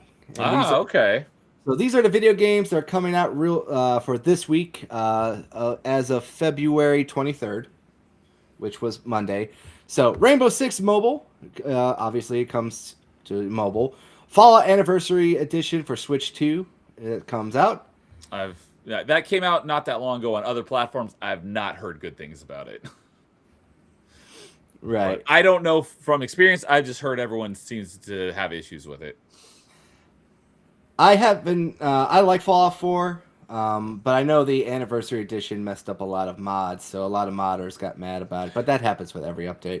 And it's $40. That doesn't bother me too much. $40 for a Switch game is not terrible. For if you already have Fallout 4, the upgrade to the Anniversary Edition is $40. Like on Xbox. I don't know how much it costs on Switch, but then they do like a free X and S version. And that's like for the new people. I think the update was free because I have the Series X and S version update. They may have gotten a free like Series X and S upgrade, but there's a lot more in the Anniversary Edition. But I don't. From what I've heard, the $40 price is not justified at all. Especially when the Skyrim Anniversary was only $20 at launch. The upgrade.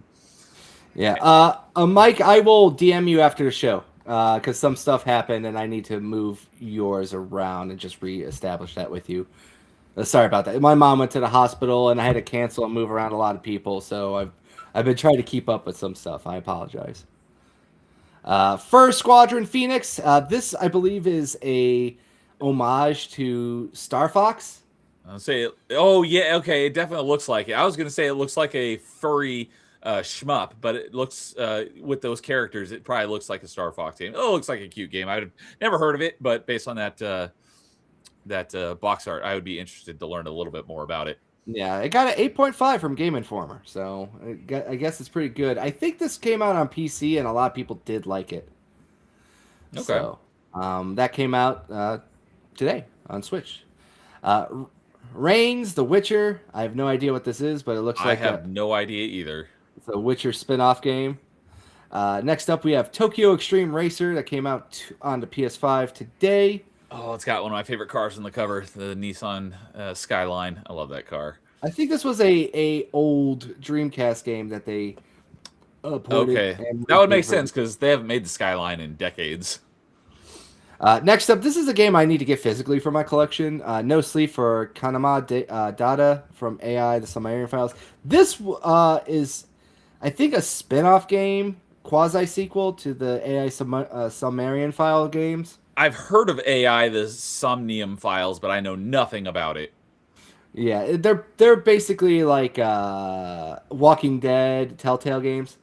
Oh, really? Yeah, they're kind of like in that kind of vein where you walk Okay. around and do more detective work and stuff. They're glorified visual novels. I like a lot of those type of things, so maybe I'll have to look into that. Yeah, but these games are really cheap. This was a Switch 2 exclusive, and now it's coming out for PlayStation this year. Or tomorrow, I should say. Spellcaster Chronicles for early access for PC. So if people out there want to check this game out, no idea what it is, but add it to your list of maybe check it out. For people who like the Disney Afternoon Collection, good news, it's coming to Switch 2 and Switch. Oh, DuckTales. I know everyone loves DuckTales. And Darkwing Duck, man. I like. This is the golden age right here for Disney. I've never played the DuckTales game, but everyone seems to have really fond memories of it. I never played a Darkwing Duck game, but I did like Darkwing Duck the show when I was a kid, Yeah. as well as Chip and Dale Rescue Rangers. I love that show. They all have banger theme songs. All right, let's just be honest here. That is true. I think you can. I think everyone who was like a '90s kid could sing at least one of these songs off the top of their head. At least one. Tailspin. I watched it once or twice, but I wasn't big on that one. But I did like Darkwing Duck and Chip and Dale Rescue Rangers. Yeah. Tiny Garden comes to Switch tomorrow. Never heard of it. Never heard of it, but you can look it out. Towerborn leaves early access. It gets its 1.0 release for PlayStation, Xbox, and PC. Did you ever play Towerborn? I've heard the name Towerborn a bunch, and but I know nothing about it. I just heard the name a lot. So hopefully it's good because I know a lot of people have been anticipating it. Yeah, I gotta check this out as well. Next up, we got Fear Effect 2 Retro Helix. This is the sequel to the PlayStation Fear Effect game that they recently just re-released onto modern consoles. This one I heard sucks ass, though. I've never heard anything about it. Leysara Summit Kingdom. Never heard of it. No idea, but if you want to check it out and look more into that, go do that. Oh, the Pokemon games that have been causing a stir. Yes, the re-releases of Pokemon Fire Red and Leaf Green for the Switch and Switch 2 come out this Friday in honor of Pokemon's 30th anniversary. Oh, and those are digital only, if I Yes. heard correctly. You cannot buy them physically. But the last round when they did those games, they didn't make them physical either for the 3DS. They were only digital. Oh, okay. Next up, the ports of Resident Evil 7 Biohazard and Resident Evil Village to the Switch 2 come out the same day as Resident Evil Requiem does for everything else. So if you Requiem also been getting really good reviews, as you can see right here. It got almost a 10 from Game Informer. Wow. Does anyone have that in our video game league? Jason, he has to have it. He's the Resident Evil head. Here. Yeah, Jason does have it on his team. Yeah, I think it got like an 89 so far. It's the second highest rated mainline Resident Evil game. I think we gave it to him just because we felt bad if we had to take it from him. It's like yeah, bro. We'll give you a solid here because we're not playing for money. And then, of course, Tales of Berseria Remastered also comes out this Friday for everything as well. So those are the games. If you're looking to add a new game to your backlog or check out something new you didn't know about or didn't know if they were coming out, this is all the games that are coming out this week. Go check those out as well. All right, now, last up, games to add to our backlog. We're going to show off 2 trailers. One from Neo, one from me, of games that we want to play, want to pick up, or want to do for our backlogs. It doesn't have to be new, doesn't have to at all. So, Neo, we'll start off with the first one for you. What is it? And then we'll play the trailer. All right. So the one that I sent you the link for is, well, when it was first announced, everyone thought it was Corvus because they used the letter V instead of a U, but it's actually Chorus.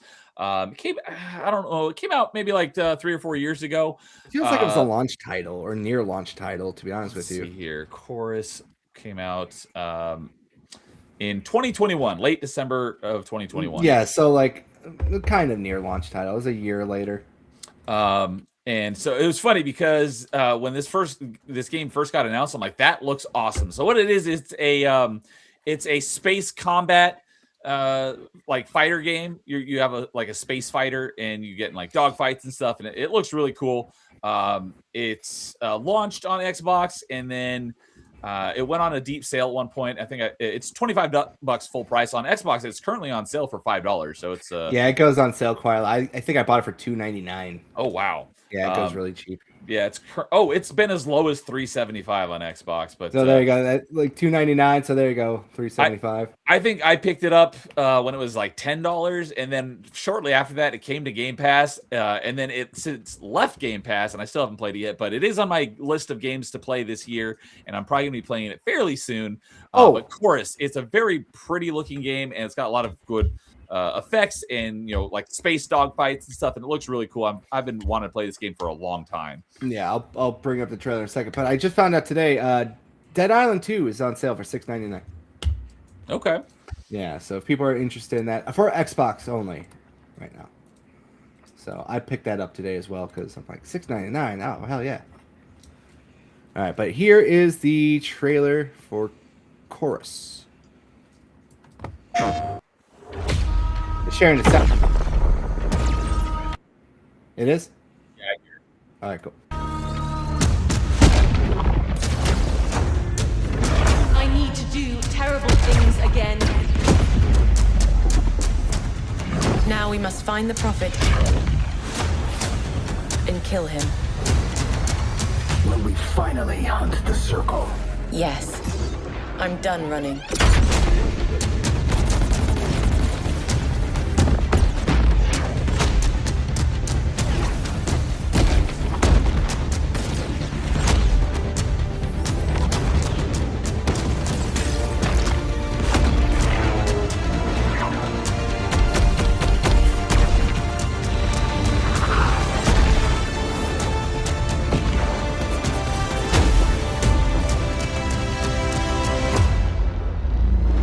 Time has come to strike.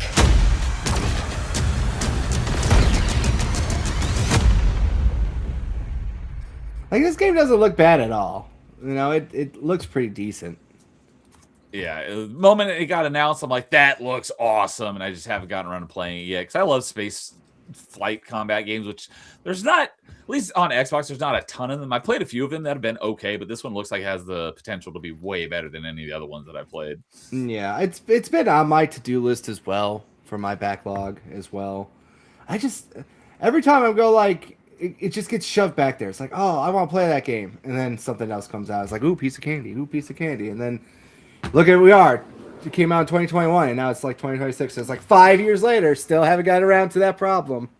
Yeah. I don't know if it's unlikely I'll be playing it before our next episode of Backlog Battlin, but I do want to play it soon. Yeah, same. I do as well. So go check that game out if you're interested. And now, mine is a new game. Want to remind people that this game is coming out next month, and I'm currently playing the first one in the series. My wife is playing the second one, so we're gearing up for its eventual return here. Obviously, we're going to be talking about Monster Hunter Stories 3, and here I think is the last preview trailer that they have for it before the full 1.0 release. That's Lao Shan Long! Real as the nose on my face! Tell you right now, there aren't many of us hunters who have ever met a live Lao Shan Long, that's for sure. It's all crystallized now, but can you imagine it stomping around? Yeah. Elder dragons ain't no joke. They say their steps would shake the land like earthquakes. Anything else? We scouted the local terrain, learned of the city's egg trade, and even managed to get a good sense of the Scrivener's movements. In addition, we received noteworthy intel about the Sacrosanctum. What do you say we swing by Gallia? Big ol' city, just up the road? The Scriveners have set up shop there, so they might be able to teach you a thing or two about these feral monsters. Ratha!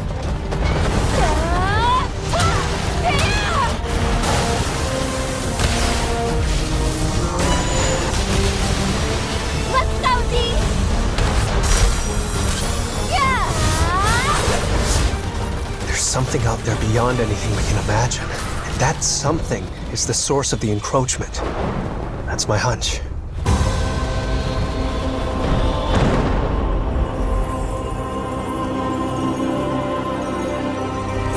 They're here. It's the egg they want. We'll try to buy you some time. Marissa! It's time you give us the egg. Not a chance.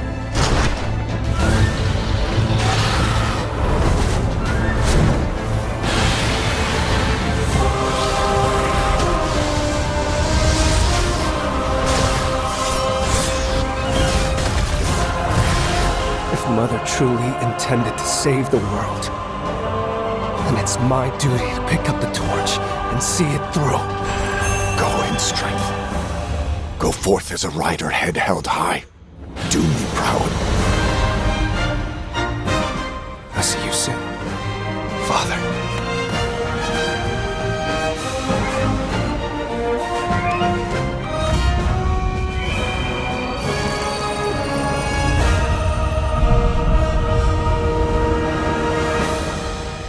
Yeah, it definitely looks like they did a lot of more graphical improvement for these games, especially from the first one. Now this was like the big special bonus reveal, and these are like the main boss monsters. Wondering,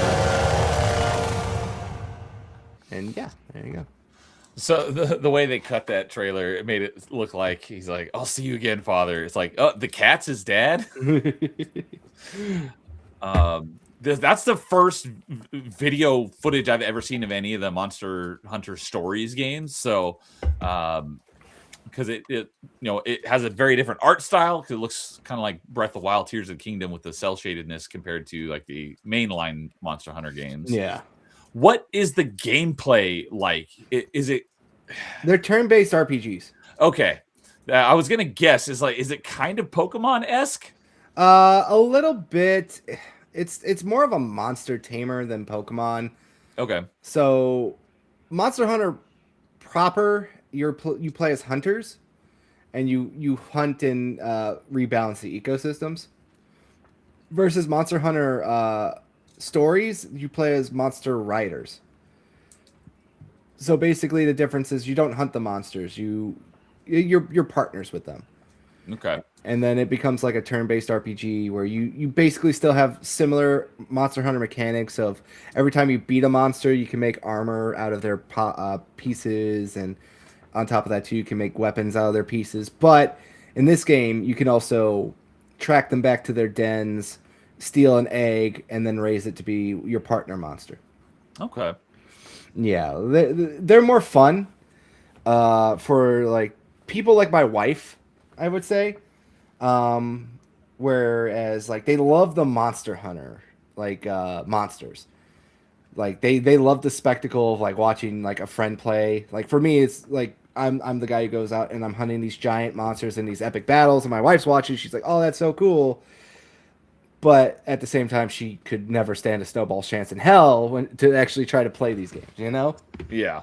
But this is like a little happy medium because they're more simplified down to, turn-based RPG form, and you can still enjoy the lore and the world and the monsters a lot more, I guess you could say, not so much casual friendly, but more normie friendly, I would say. Just like able to get out there for people who like the spectacle but can't learn how to fight and do all that stuff. Yeah, I see what you mean. Yeah, like they're great games. I've been replaying the first one because it got remastered, and I haven't played it since the 3DS days. And I got halfway through 2, and I gave up, and I got distracted with other things at the time. I think it came out close to when Rise came out, and I was just more obviously playing Rise. Okay, that makes sense. Yeah. So my wife's currently halfway through too. She's almost done, but she loves these games. And there is a demo out right now if you want to check it out. You don't have to be familiar with the story because they're all their own self-contained stories. Okay. But I pretty much gave you an easy synopsis there of what to do.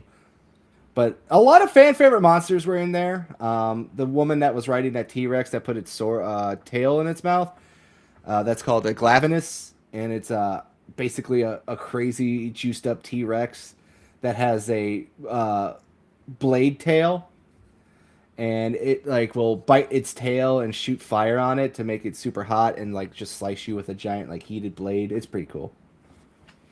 And then the one dragon you might have saw there, the white one that looked a little bit more slim, that was called Malzeno, and he's like the vampire dragon. Vampire dragon, that sounds cool. Yeah, he's pretty cool. But that's all I got to say for this episode. Neo, thank you once again. Welcome back. I'm glad to be back. Yeah, it was good to talk about some of the stuff I've been playing.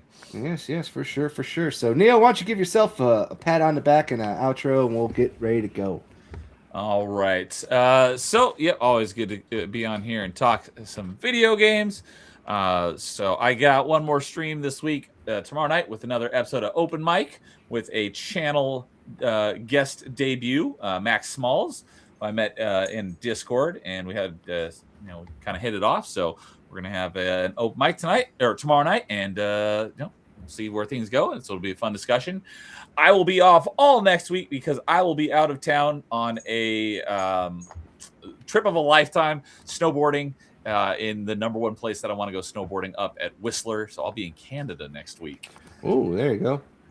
But because of that, I will be gone on Mass Effect Day, which is next Friday the 6th, because that is the anniversary of Mass Effect 3's release. So I will not be able to play some Mass Effect. But I do have a special Mass Effect branded open mic the following week, but I will be back with the regularly scheduled programming stuff the week after with some Metroidvania Monday on the 9th and another party chat on the